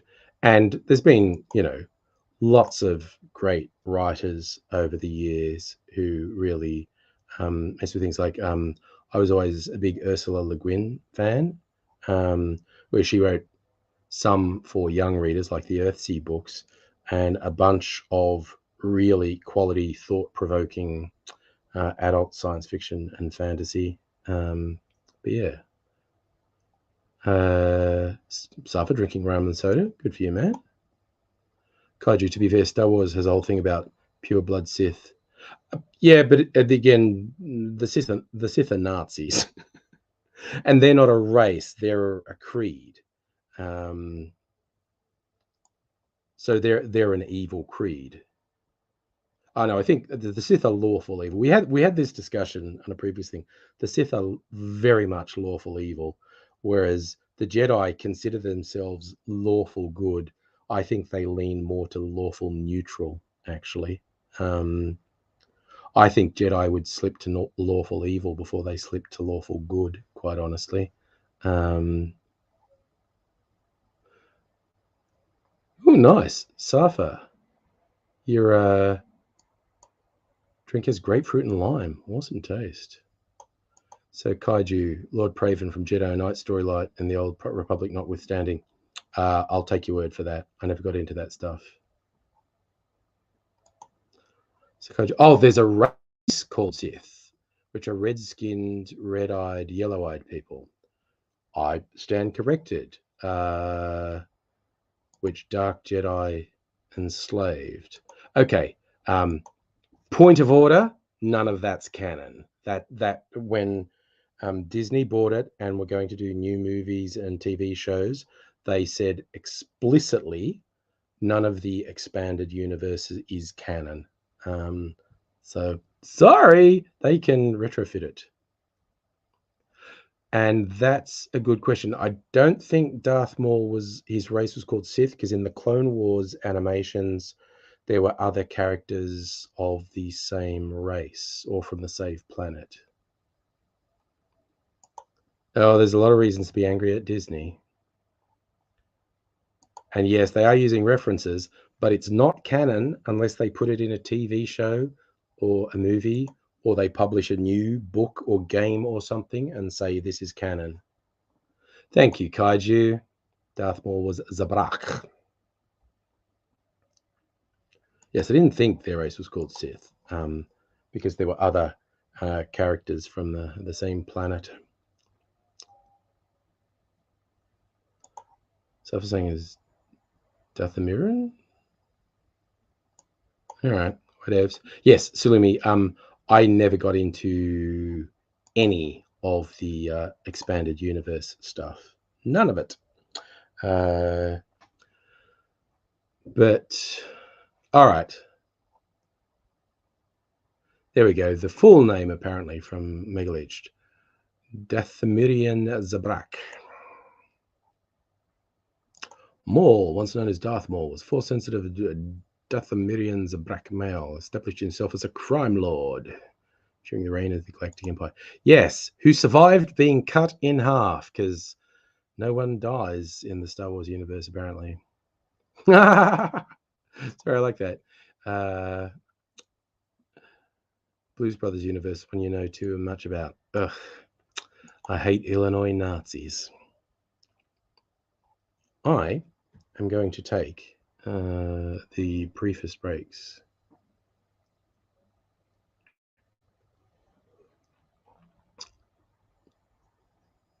Kaiju, are you saying he died in Rebels? They did kill him off. What do I think of the Solo movie? Kind of unnecessary, like a lot of stuff they've been doing, to be honest. But they fucked up really badly releasing it just after, because we were used to Star Wars movies come out around Christmas. That's when they come out. And some clown made the decision to release it, it was like March, May or something. It was too soon after the last movie. People didn't have enough time. And I mean, it was a flawed movie, but I think it would have been better if they had not released it so soon. They should have waited till like Christmas. I think that was a really big mistake.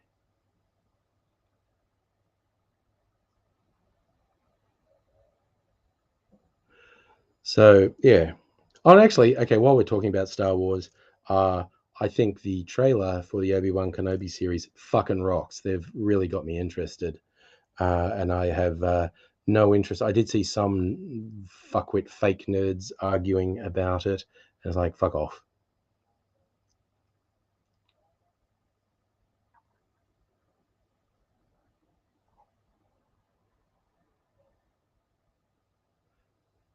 Safa, I'm talking about the new Star Wars movies, okay? The new Star Wars movies were all being released 1 year apart about Christmas.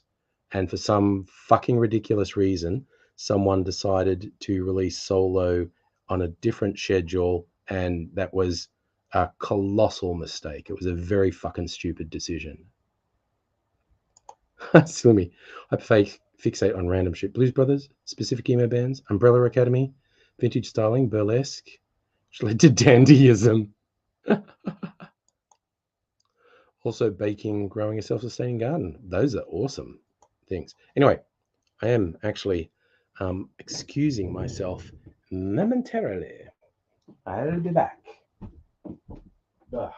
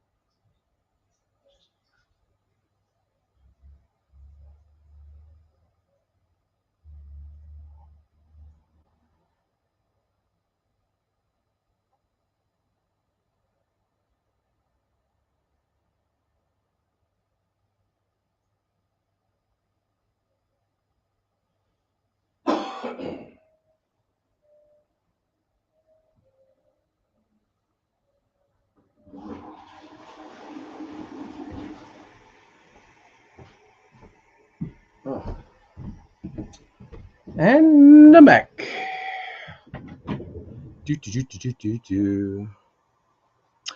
Okay, I just thought of something while I was in the smallest room.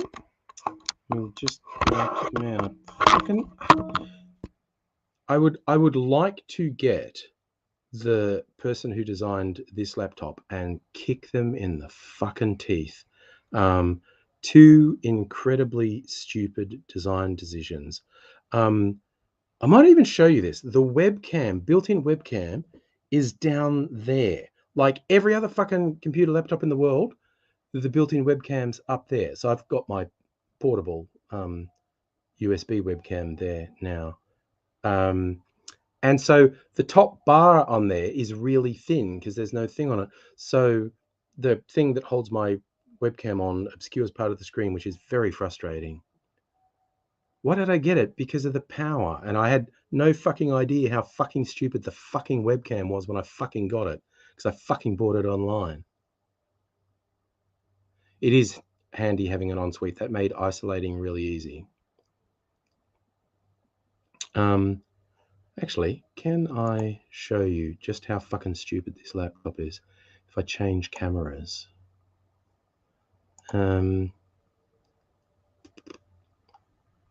Is it this one?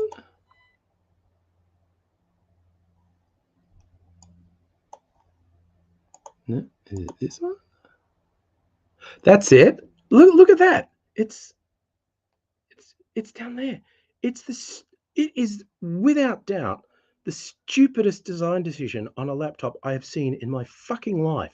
How could that webcam possibly be useful to anyone? It is just phenomenally fucking stupid. Anyway, that's just mind-blowingly stupid. Sorry, Micro. Hello. I was distracted. That is, I'm going out there and saying that is the single worst decision ever made on a laptop design. And how many people would have had to? Some fuckwit had to come up with it as an idea, and how many people had to sign off on it? It's like the worst fucking thing. It's absolutely unusable. That's the only way to describe it. It's completely fucking unusable. It's ridiculous. God, everyone involved should be slapped with a wet fucking fish. Everyone's going nostril cam, titty pics. Good for watching dudes beat off. Yeah, it's just, it is. I'm going there. It's like the worst fucking design decision that I'm ever conceived of. It's called Infinity. It got a custom. It's a high performance one. It's a gaming laptop. But that one thing is just fucking stupid beyond words. Well, actually, I think I came up with some good words for it. I'm thought of something I want to Arlequin Melbourne website. Tuesday, Wednesday is open. Walk-ins only. Nice. All right.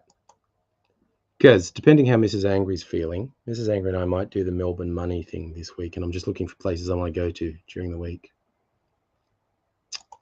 So you love your Microsoft Surface. Want to upgrade some of the specs so you can game on it. Yeah. Well, this one, yeah, is gameable. You don't know how to do that. Keep forgetting out, Dr. Abigail. Yeah, I don't know anything about laptops, so I just got Dr. Abigail's advice on the specs to buy up front. Because I had not treated myself in a while, and because I get to call it a work expense as well, so that effectively saves me like 30% of the cost. So yay, tax. I'm a big corporate tax guy. That's me.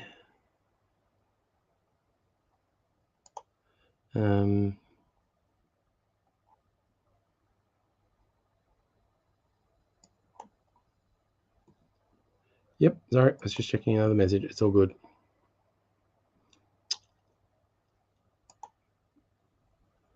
Hit you on Discord when you remember. Yeah, see, micro, maybe. I don't know. I don't know anything about anything. Safa thinks there might be a hybrid. I know Microsoft was really like pushing them as a flagship device. So I think you're right, Micro. They were originally just kind of tablets, but now they're really I mean there are different versions. And I think they try and push them different ways. 10 o'clock decision time. Do I keep going? Because I almost definitely will not be streaming tomorrow or Monday, because having to spend a week apart from Mrs. Angry will be over, so we will be hanging out for the next couple of nights. So no, I might go longer. I go for an extended period. Oh Jesus! Sorry, I'm just moving stuff on the desk, and weird things are happening. It's all under control. Wait, what else is happening? Just trying to get a handle on what this goddamn laptop's doing.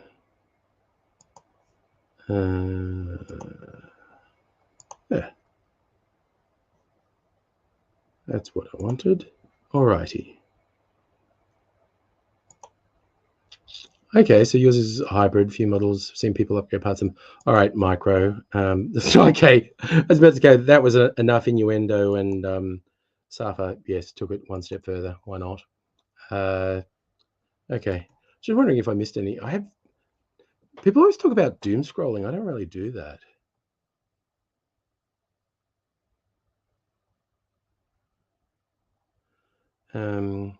Russian forces closing in on Ukrainian capital amid tough resistance and heavy losses.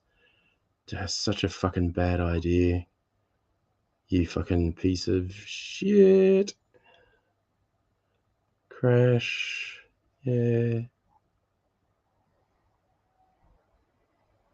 No one owns a color.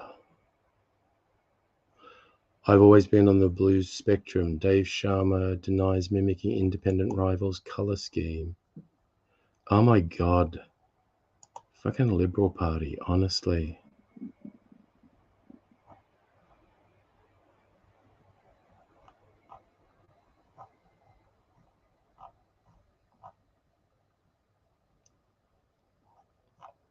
Jesus, they suck balls, honestly.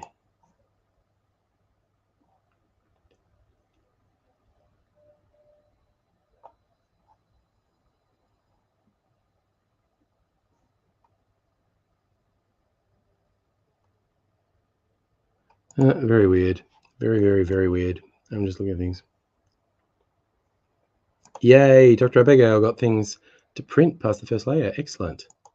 Heidi, listen to a 90s song like visiting an old friends. I listen to 80s and 90s stuff all the time. I also hated samples. Understand why producers did it. I try not to hate any particular genre or technique. Just to someone do something that I find interesting. There are country songs I like. I mean, I grew up white boy rock, and didn't listen to pop, didn't listen to any black music, didn't really like country, didn't like jazz or anything, and matured a little in my late teens and 20s, got exposed to more music, particularly indie music. That comes with its own snobbery, but eventually grew over time. It's like, well, any genre can be good. Any technique can be good. The Lemonheads. Shame about Ray. I quite like Lemonheads. Most of the music I play, from a streaming service is 80s and 90s. I try to listen to new stuff, so I'm not just a really old person. It's really weird. Like in the 80s, I thought 60s music was really old. And I was only 20 years old. Now I'm still listening to 80s music, and it's like, coming up on 40 years old. And I'm like, God damn. I like this justification, Safa. You're a jazz wanker because it's good with red wine in a dark room with no lights on. Why not? Fell off your radar after that album. I don't even remember their chronology. But we're on the internet, so I feel like looking it up. Lemonheads albums. Discography: Hate Your Friends, Creator, Lick, Lovey, It's a Shame About Ray, Come On Feel the Lemonheads, Car Button Cloth, The Lemonheads, versions 2.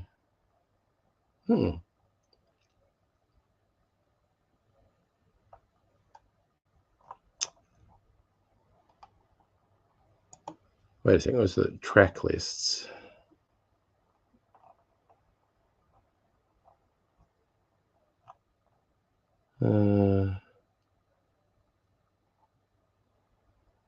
So what was the album after It's a Shame, because they released several albums after. Track listing. Do I recognize? Oh yeah, Into Your Arms. I remember that. Anything else in there? James Style, Billing Around, Favorite Times. Really only one of them stands out as one I remember on the album after that. There you go.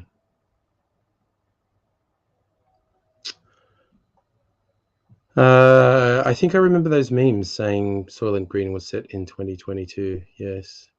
So for how much jazz do I listen to? Absolutely none. And should you watch movies in cinema? Listen, I don't know. It's got to do with what you want to do. Cinema and home are different experiences. It's not better or worse. It depends on what you want.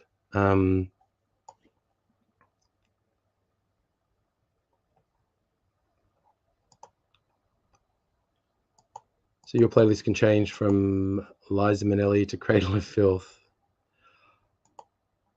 Listening to Hosier lately, keen for his new album. I knew about Hosier because Blind Boy refers to him and interviewed him on one of his podcasts.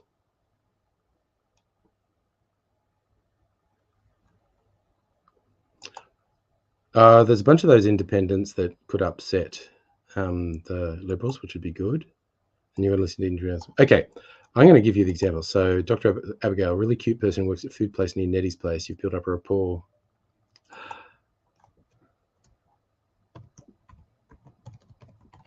And in the spirit of helping out, you meant the rapport.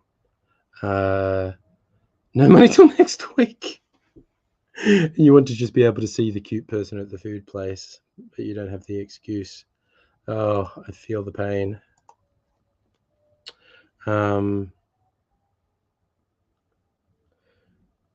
Like if I go to the YouTube Music, which is what I use, and it'll do an auto-generated playlist based on the spectrum of things I've been listening to, and which so that's going to cross spectrums. Okay, so the automated playlist it came up with for me: Foles, Amy Shark, Cure, Vance Joy, David Bridie, The Stranglers, The Killers, Billy Bragg, Flume, The, Spacey Jane, Hilltop Hoods, Lime Cordiale, New Order, Psychedelic Furs.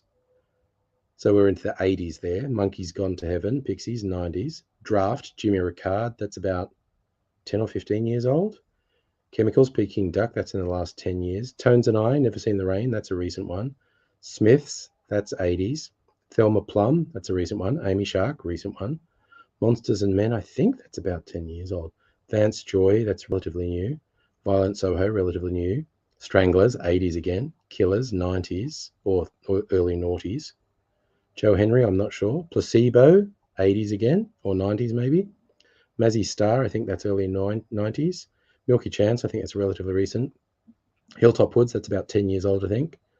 Lime Cordiale, I think that's relatively new. Ruby Fields, I think that's relatively new. AB Original, I think it's about 5 years old. Pixies, 90s again. Rubens, I think that's noughties.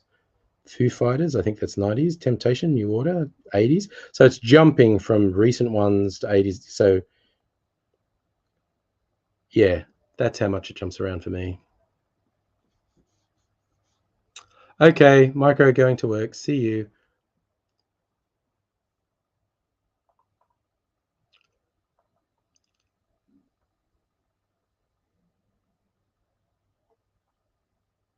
Yeah, see, I didn't know about him until Blind Boy talked about him, so I went and checked out. And of course, Take Me to Church is the big one you find when you look him up. So for Foo Fighters, well, they were in Geelong like last week or the week before, weren't they? But of course, you know, Dave Grohl came out of Nirvana in the 90s. I think the Foo Fighters started in the late 90s.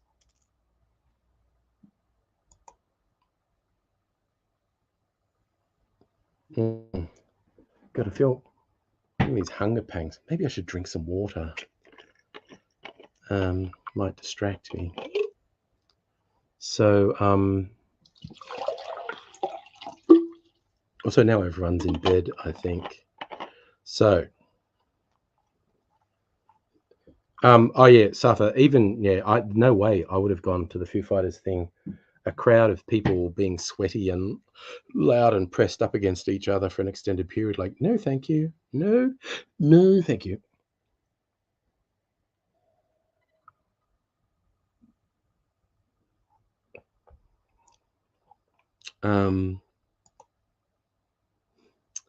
Yeah, it's funny how song lyrics can get past people. Yeah, they thought Take to Church was pro-religion. Cherry Wine's romantic. It's about DV. But even like big ones like in the 80s, I think it was Ronald Reagan's campaign paid to be allowed to use Bruce Springsteen's Born in the USA in a campaign rally. And he took their money. He's like, did you guys not get? This is actually a really cynical song about how people have been fucked over by the government. All right. So a huge lyric nerd and fixate on the lyricism of the song. He's particularly pointed. Yeah, I mean, he's a very good lyricist. But even maybe, I'm even thinking of back in my time, the REM song. This one goes out to the one I love. People going, yeah, play that for the one I love. But again, it was really cynical and dark. It was like, this one goes out to the one I've left behind, a simple drop to occupy my time. It's like, that doesn't sound like deep love. Yes, I forget what Trump wanted to use, that the people who owned the song said, "Get fucked, you monster." But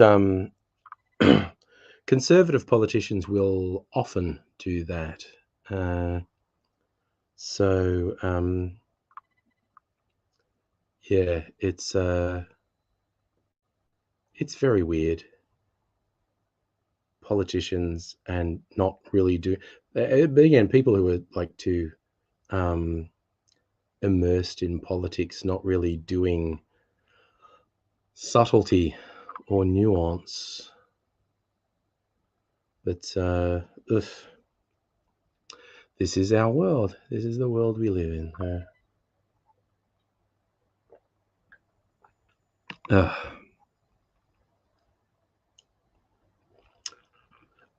Safa, as significant majority of the world is very glad Trump didn't get back in.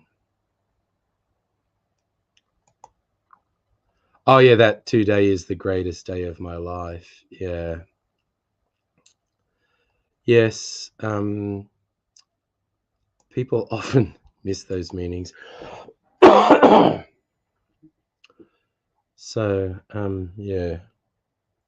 Yeah, Safa, I'm not sure Trump's actually intelligent enough to hate Ukraine. It's just that he is so indebted to Putin and the Russian oligarchs. They told him to say things and he said them. Or they told him things and he went, yeah, okay, that sounds weird. Another one, Salimi Fallout Boy, had lyrics misunderstood. Hilarious but sad because they're clever. Yeah.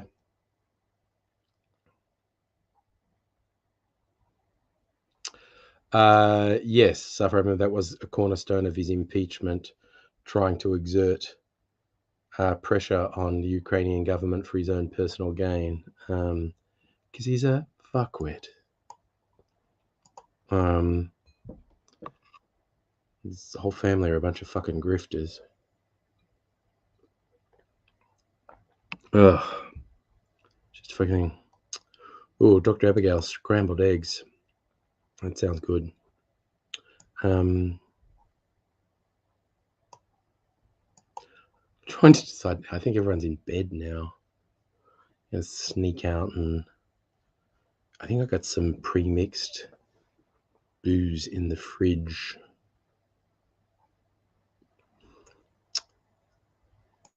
Safa,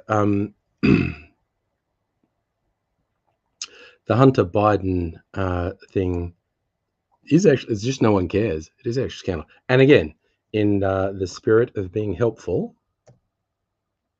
you meant quiet. For those who don't know, and this is just scratching the surface, Joe Biden's son, Hunter, major fucking crackhead. And I'm not saying colloquially he used drugs, so I'm calling him a crackhead. He used crack. He failed multiple drug tests when he was in the military for crack. So a lot of these things sound like wild and twisted, fabricated Republican talking points, and they're true. Like, he didn't get kicked out of the military the first time he tested positive for crack, but he ended up failing multiple drug tests and eventually had to go. He fucked his dead brother's widow after his brother was dead, but it's still weird. And yes, there were definitely laptop files of him cybersexing someone who may or may not have been a sex worker while high on drugs. That's fucking real. Appears to be consensual, so what the fuck? And yeah, when he was offered um, positions in companies, I forget in which country in Europe, of course it was to buy influence. Of course it was to buy influence. The concept that Republicans would decry that is ridiculous, because there's not a one of them who would withstand any scrutiny on that front. Safra, I think his other son died of cancer.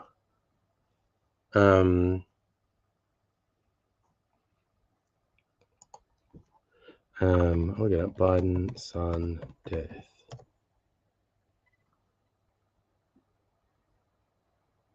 Yeah, it was cancer.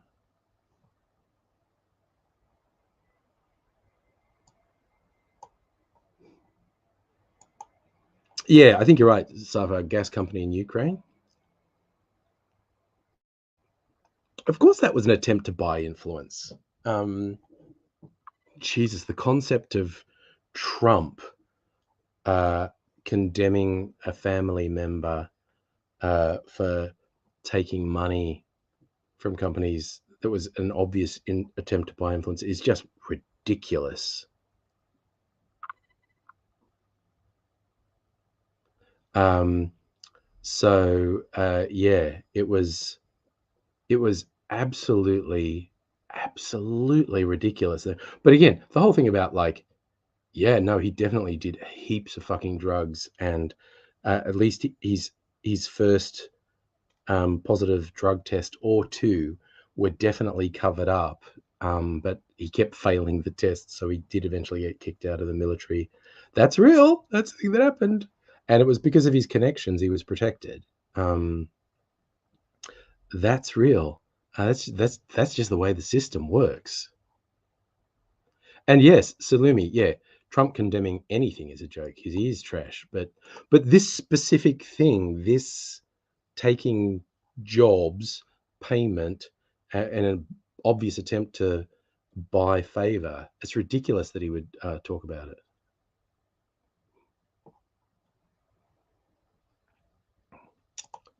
Salumi, people, in-laws, family, friends in grief. Oh, fucking in-laws, friends, uncommon. I'm not really judging it. It's just like, that's the thing. That's the thing. And yeah, the thing of him, cybering and recording video of, I think he recorded videos of him fucking as well. It all appeared to be consensual. So, so would the world freeze if Trump condemned Putin? I think that's one of those hell freezing over statements.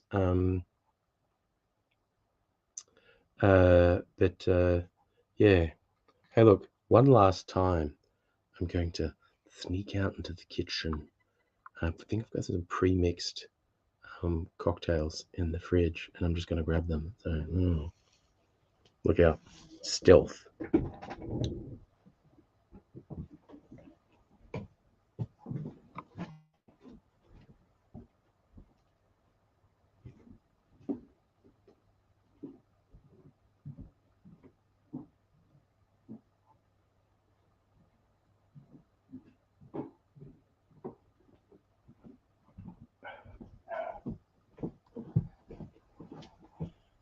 No, they're still up. And I promised I wouldn't go out if people were still up. So, oh no.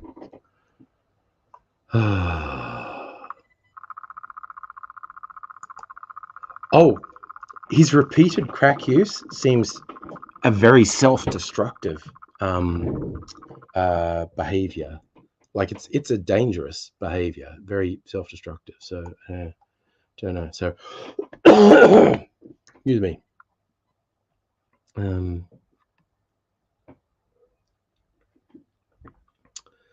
Yeah, it's he's a bit of a wild guy, that Hunter Biden, and it's really funny. I personally find it really funny that you get Trump's absolute trash sons trying to get mileage out of it. There's no way Don Jr. would pass a fucking drug test if he just got drug tested with no warning. He would absolutely test positive. I'm willing to bet for multiple illicit substances, and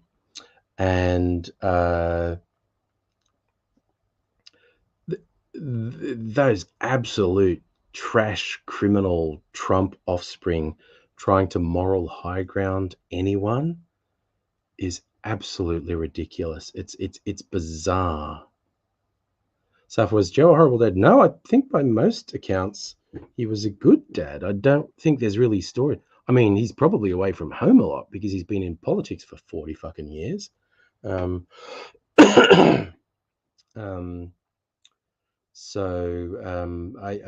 don't recall ever seeing stuff about anyone saying he was a bad dad, though. Because, yes, contrary to, again, some stereotypes, drug use, including dangerous drug abuse, is not directly connected to, bad parenting all the time. Dr. Biden, his wife. She does seem to be a very accomplished woman. And yeah, hottie. But yes, it's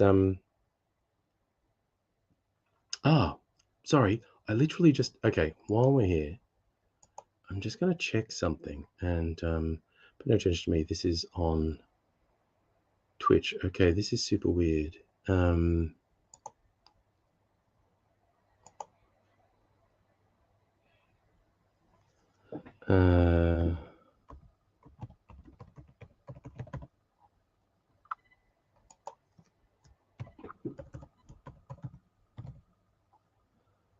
What's that? That's going to be the wrong password, isn't it?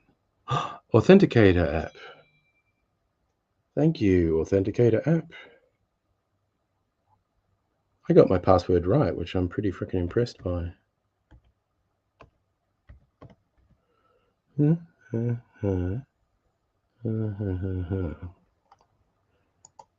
this computer. Can you just remember the computer forever, please? Fuck.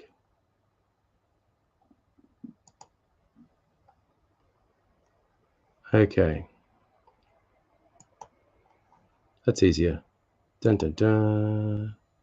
Chris, what's this? Russia kidnapping the mayor of a port city in Ukraine. Most of the citizens stuck there came out to protest, tried but failed to kidnap the protesters. That sounds very Keystone Cops for a major fucking war, but yeah, I can see it. Can I understand Melania Trump? Usually, yes. Oh, you're asking Chris that one. Ugh. Man, she did not like her gross husband being president. The focus that put on her, she was not happy. I mean, he wasn't happy. He didn't want to win the election. He just wanted it for grandstanding, increasing his brand, and scamming people out of money. I've never seen someone who won, the most prestigious contest in the world, really, the race for United States presidency. I've never seen someone who won look so fucking depressed when they sort of, I think it was, the election night when they kind of realized Trump had almost definitely won. He and Melania were sitting at this thing and they both just looked depressed as fuck. Neither of them actually wanted it. They just wanted the whole ego thing. And I mean, he clearly did love still doing the ego thing to crowds when he was president and post being president. But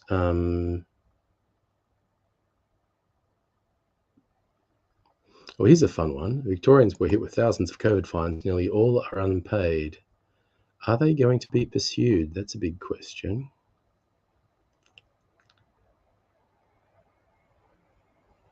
Let me see.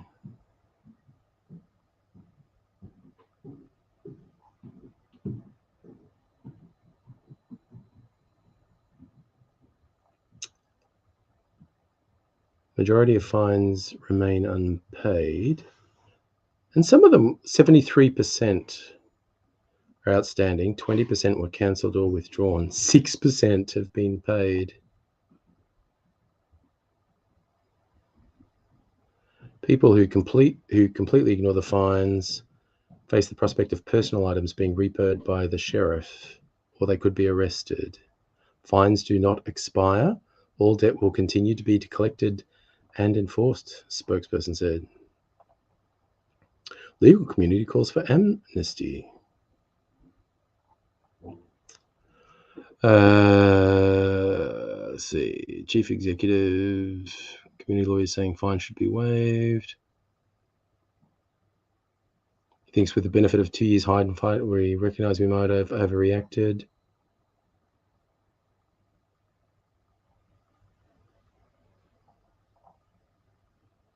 Police firm on infringements. I think the overwhelming majority of people who got infringements were absolute fucking pieces of shit. I think there were a number of people who were unreasonably targeted because cops fucking love to exploit power. But I think the overwhelming, like, people highlight individual cases where the person is very unfortunate, and I would agree with, hey, review that and waive that for that person. But people highlight these individual cases and suggest they're indicative. They're not. The overall, the overwhelming majority of people who got fines were fucking pieces of shit. This person saying they have one client fined for sitting on a bench in Dandenong Plaza moments after experience a panic attack. That would be one that should be withdrawn if they're not just fucking lying. Yeah.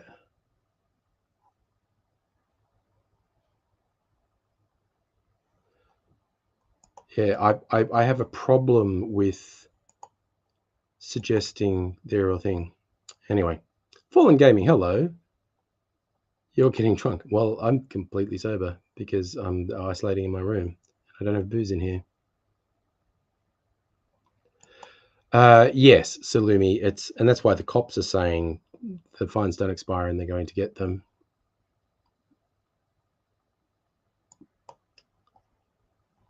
So there would absolutely cases when we had lockdowns and whatnots of cops harassing people who didn't deserve to be harassed, because that's what cops fucking do.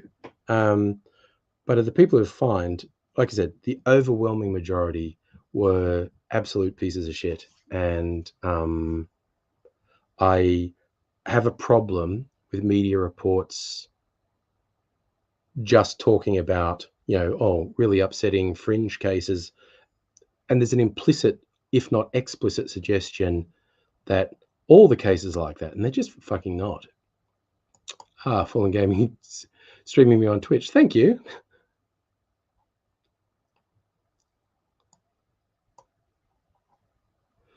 So with the absolute fuckwits and their anti-mask, anti-health order protests, I fucking wanted them to get stomped, quite honestly.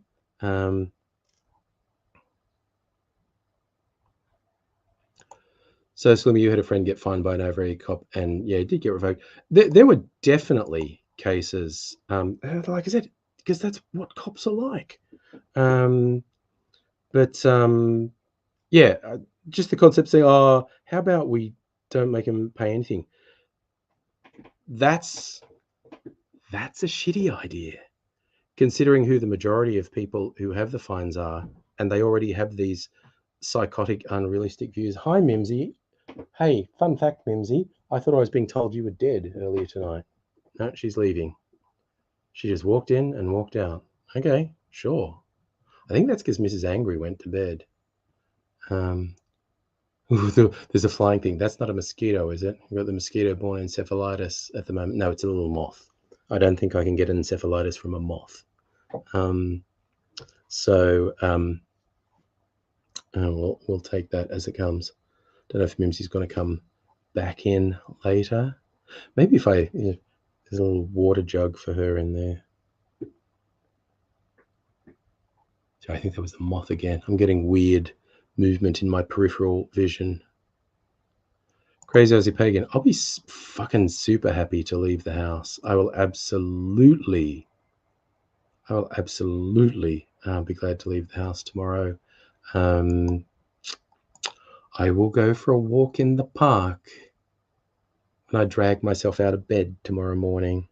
drag myself out of bed, have a shower, get dressed, go for a walk. Or, you know what? I think what I'm going to do for lunch, if the fish and chip shop is open at lunch, get some fish and chips and sit in the park with Mrs. Angry and have some fish and chips in the park. That would be good. Safa, I have no idea what you're talking about.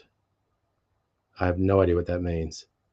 40-kilometer-an-hour rule if lights or sirens on. I understand those words individually. I do not understand them in a sentence. So, yeah. And tomorrow night, Mrs. Anger and I may go out, depending on a few variables. Mainly, am I going to sound sick tomorrow night? Because I don't want to upset other people.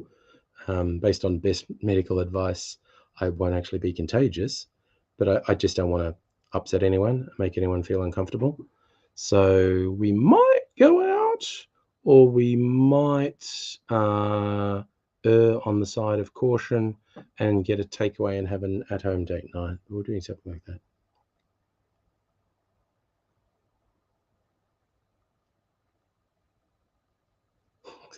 Yes, I don't even at the peak, I don't think anyone got COVID in the park. I think COVID is spread in enclosed spaces. Now, if there had been a huge number of people in the park, that would have been an issue, but there never actually was, and there still won't be. So I still won't be near other people. If it's a nice day tomorrow, there probably will be people in the park at lunchtime. There is a really popular cafe just next to the park. Well, there's a park. There's a couple parks we could go to. But yes, and there'll be more people from the cafe. So I don't know if the fish and chip shop might do lunch on a Sunday. It's a good fish and chip shop anyway, so might do that. But we shall see. At the very least, I'm going for a walk in the park tomorrow. I don't think it's going to be raining. Probably I've got, things I have to do in a particular order. Get up, start my laundry, get dressed, go for a walk.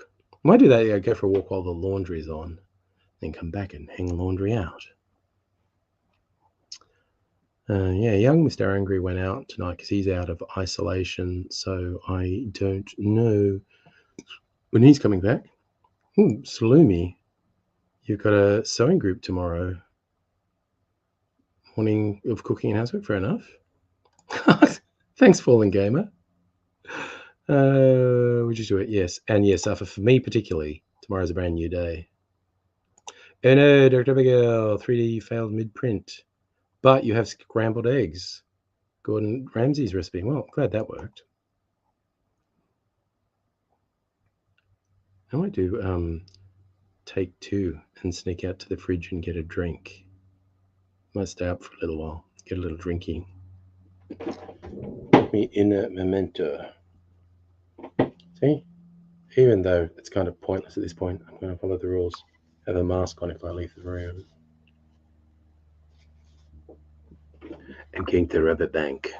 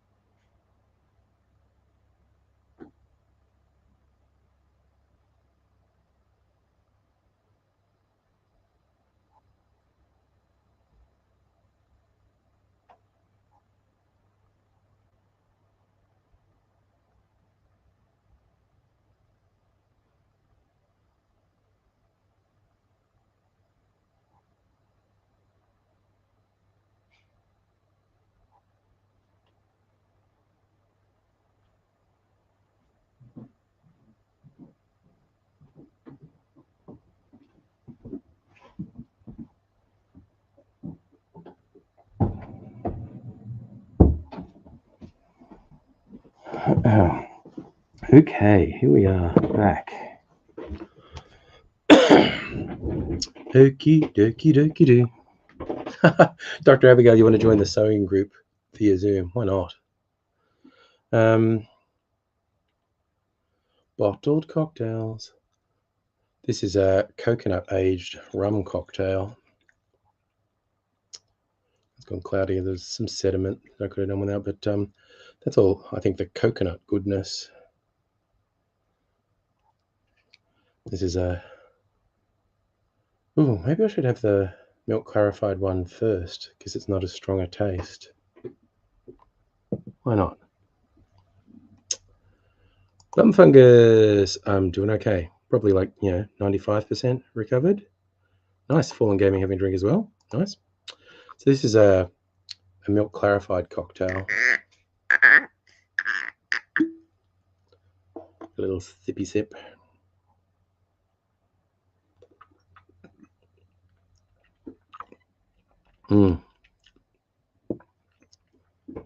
They do keep, but I really think milk clarified drinks change flavour over time. I don't know. And I forget what was in this.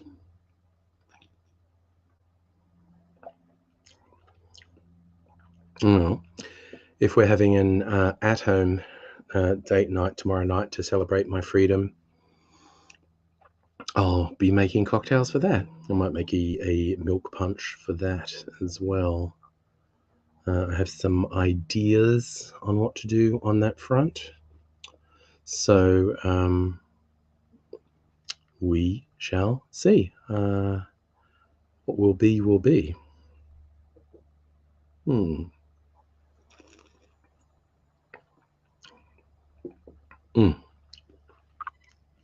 That just kind of tastes like fruit and maybe a little bit like wine as well. I can't remember what's in it. Made it like a week ago. It would have been for literally a week ago. It would have been for last Saturday night. And I made a little batch of it, and I think we had like 2 of them on date night, and there was still some left.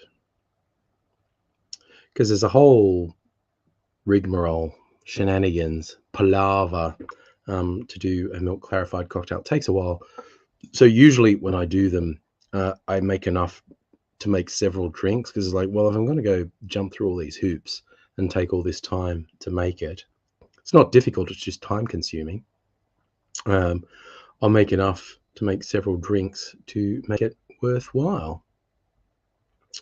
And so that's the last of this one.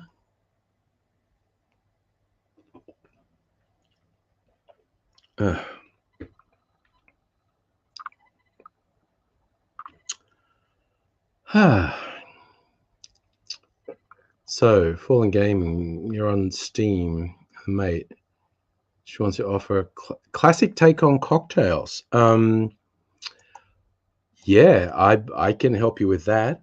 You just tell me what you have on hand or what it is you like, and I can help you with. Is that what you're asking? Cocktail suggestions on Twitch? I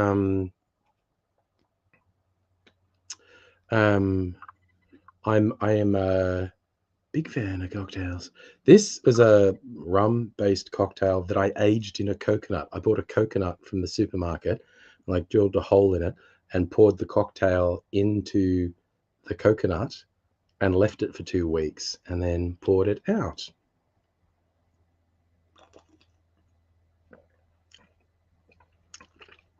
It's got a really distinct coconut taste. My God. It really tastes. I was right to drink the other one first. This one would overpower the other one. So, Lumi, you've finished the Chambord. Your ex got you, so you can get rid of the bottle and never have to think of him again. Well, see, I'd recommend get an Australian distiller's alternative to Chambord, and then because it's such a distinctive bottle, just a new bottle might remind you. So get Like I have a bunch from Marionette. They make a bunch of really high quality fruit liqueurs. Yes, Bumfunkers is on it. Smash the bottle. So, twist on modern cocktails. Yeah, oh man, there are so many twists in the modern cocktail world. So it's kind of like, what do you like? Do you like gin, whiskey, rum, uh, brandy? There's a huge amount of room to play with things on that front. And I love doing riffs on cocktails.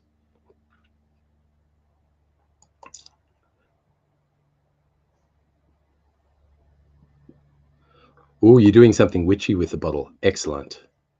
So yes, and I will be coming to Adelaide. Take me to Hades Hula House, 1934 Zombie last weekend. Excellent. I'll be up there. It will be this year, I'm pretty sure. Okay, so for instance, Fallen Gaming, one I discovered recently. It was actually invented 10 or 15 years ago, but I only just discovered it recently, and it's really high on my favorite list. Is called Colonial Ties. It's a riff on a Sazerac, which is an old New Orleans drink. A classic Sazerac is either whiskey or cognac or a mix of the two, with a splash of absinthe, bitters called Peychaud's bitters.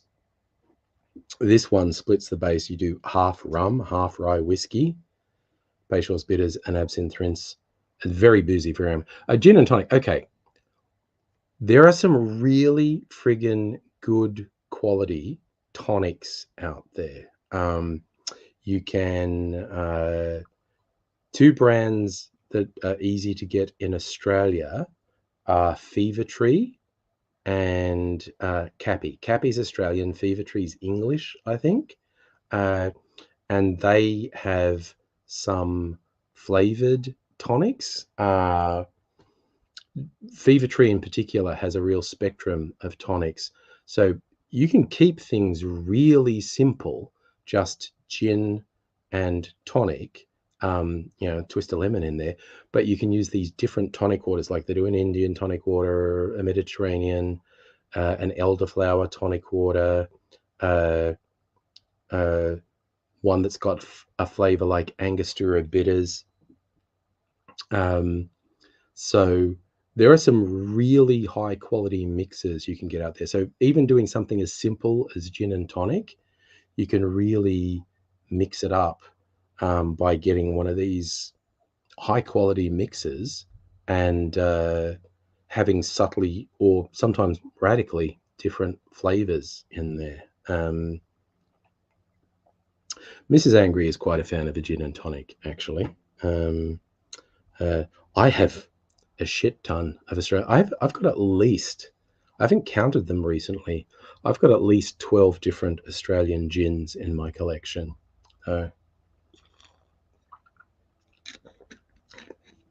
They all have their own character, and they'll all give you a different gin and tonic experience as well. For me, I like variations on a gin sour. So a classic gin sour is basically gin, lime juice, and sugar syrup, and maybe some. You don't usually use bitters with a gin sour, but you can. So gin, lime juice, and sugar syrup. Or again, that's how you can mix up a gin and tonic. Put a bit of citrus in it, lemon or lime juice, as well as the gin and tonic. Or even, do it with soda, and that. But there's one I really like. There's a classic called A White Lady. So your classic White Lady cocktail is gin and orange liqueur, like triple sec orange curacao, lemon juice, sugar syrup, and you can add stuff to make it foamy if you want. Whether that's an egg white or I've got a little things called Wonder Foam. But that template fit. The egg white's optional, but that template, the gin, a fruit liqueur, lemon juice, and sugar syrup, that's really good. So your classic white lady uses an orange liqueur, but if you have different liqueurs, like Salumi was talking about Chambord before, you could swap out the triple sec for Chambord, and then you'd have like a pink lady rather than a white lady. But that's a really good template: gin, fruit liqueur, citrus juice, sugar syrup, and you shake that and just serve it up. Or, like you say, gin and tonic fan, you could top that with put it in a, put it in a big glass, fill it with ice, top it with soda or tonic. That's a really nice drink. But yeah, variation, and white lady's kind of a variation on a gin sour because it adds a fruit liqueur. But yeah, mix up your gin and tonic. Use the base of a gin sour or a white lady, and then top it with soda. Or if you want a tall drink, top it with soda or tonic. But yeah, or just serve it up like in a cocktail glass or a wine glass without the tonic or soda. World is your oyster.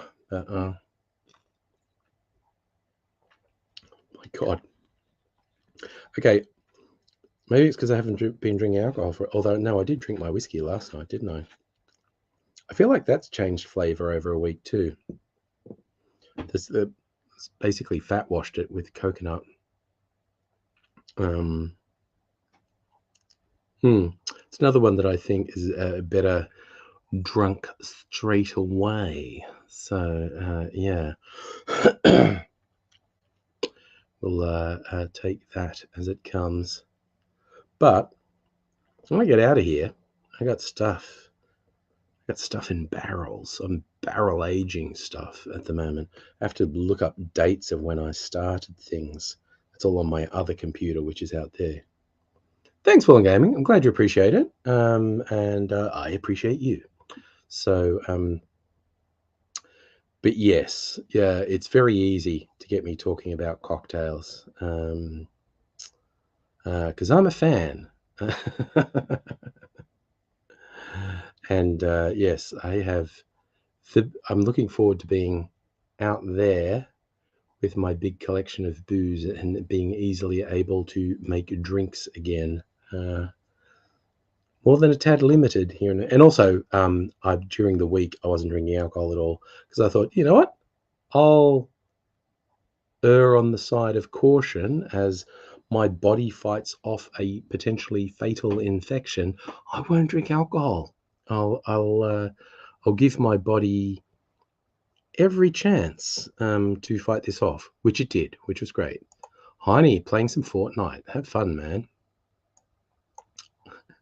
I'm old. I think Fortnite's too fast, but not that I've ever tried to play it. I get the impression it's too fast paced for me. So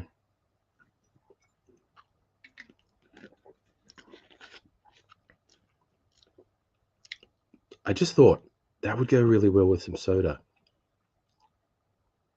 Yeah, I know. Isn't it weird, me being a responsible adult? I'm going to get one of my sodas. Thanks, Fallen Gamer. I'll be back in a sec. I'm going to get a soda.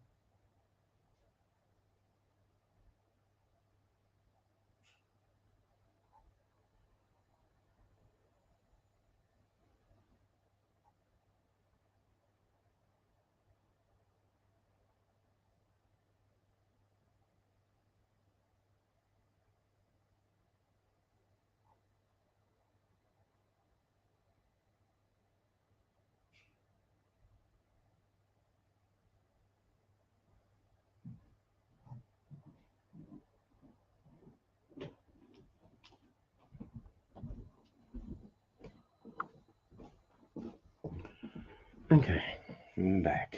Oh, I didn't shut the door properly. I'm going to go and shut my door properly.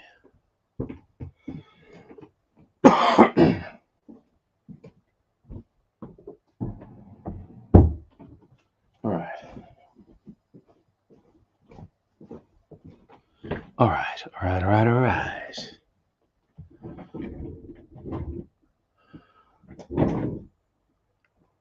So full game, want to play What is Uni?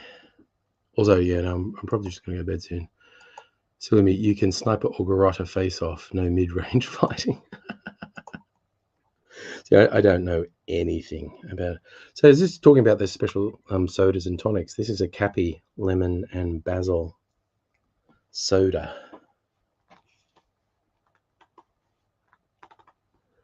You want to play a game of Uno? Sorry, that's Uno. I don't game very much, and this is going to sound pathetic. I don't know how to play Uno.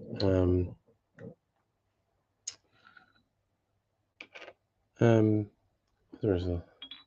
Can I get that in there? Oh, yeah, it's working. Hurrah!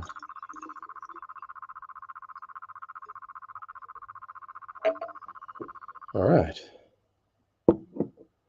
All right.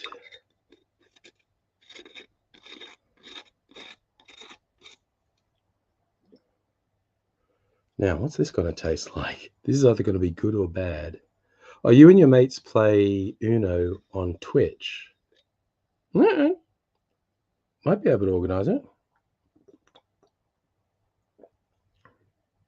I know, it's good. You do something and you're going, I have a theory this is going to be good. Might be terrible. It's pretty good. Really like these Cappy. Again, not sponsored. Wish.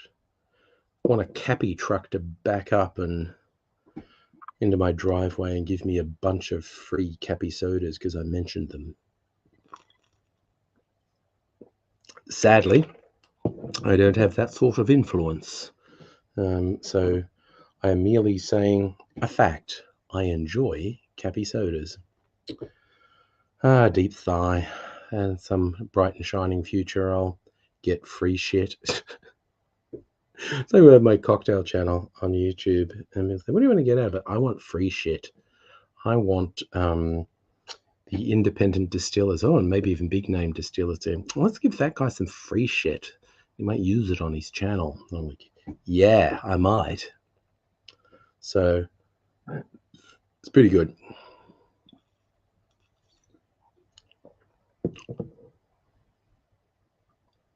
Safi, you printed out a picture of the Ukrainian president.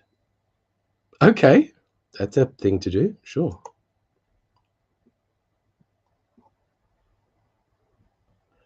Safa, I have no idea where you got the idea I had a Cappy. Add me YouTube. Well, you know, on Twitch, Fallen Gaming, I'm It's Angry Aussie.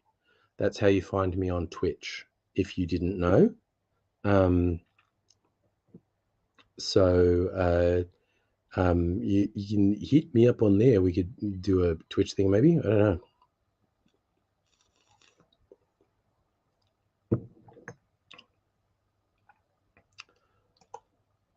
So you want with vintage things? Need to start vintage showing stuff online first. Okay. Oh yes. Okay. Yes. Yeah. We get well known for your hobby, and people want to promote shit through you. Yes. Surface is a Zelensky fan. Stan. Stan has slightly negative, not slightly. Stan actually has really negative connotations. I think people forget that since it became a colloquialism. When you meant I'm a really full-on fan of someone, I'm a Stan. I was going, no, Stan, as in the Eminem song, was a fucking psycho. Killed his girlfriend.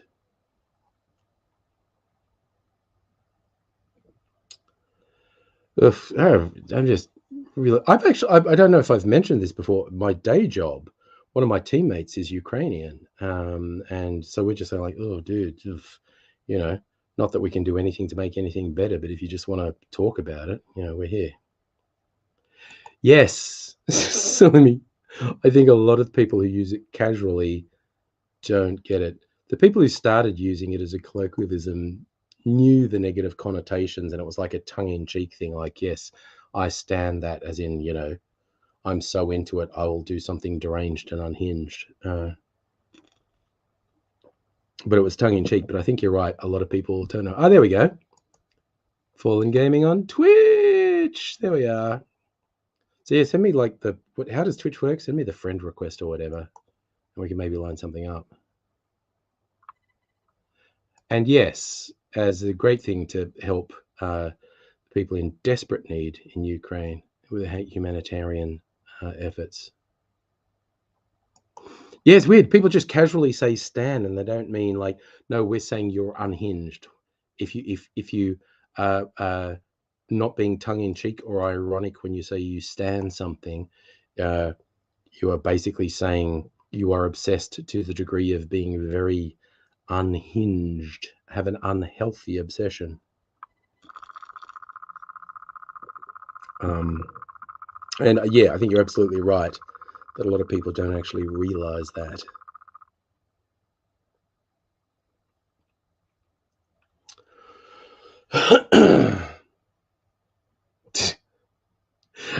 So for you trying to morph Afghanistan into being an angry stan, that's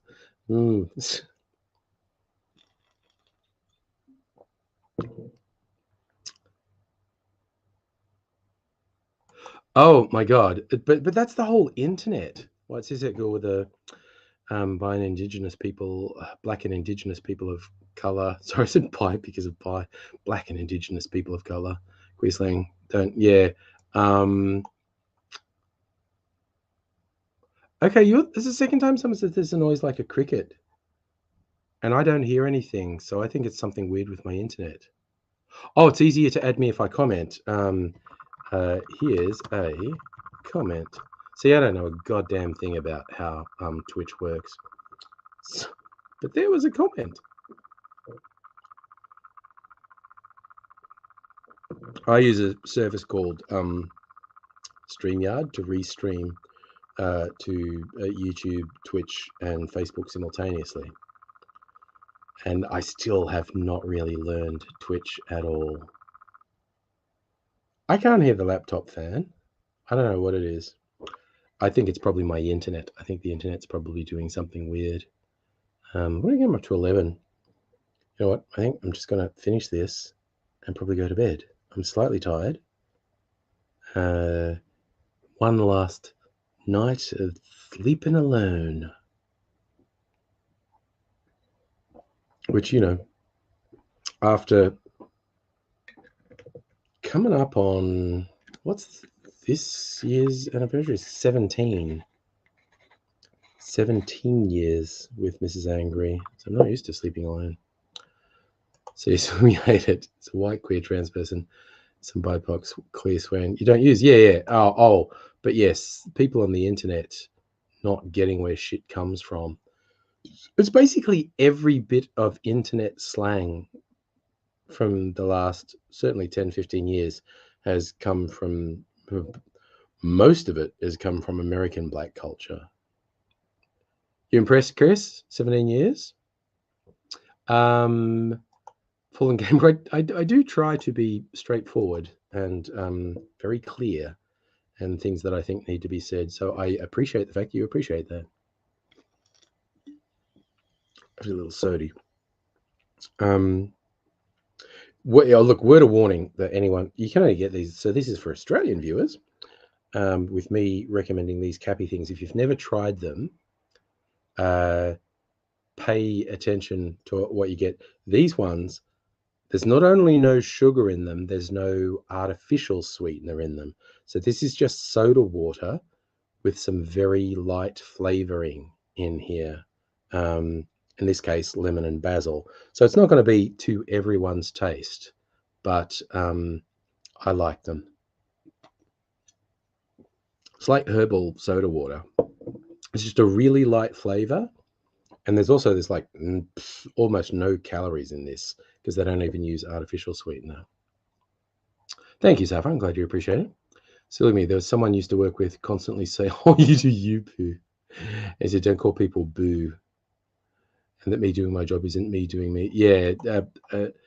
That's, and also when the stuff isn't sort of, you know, questionable from an appropriation point of view,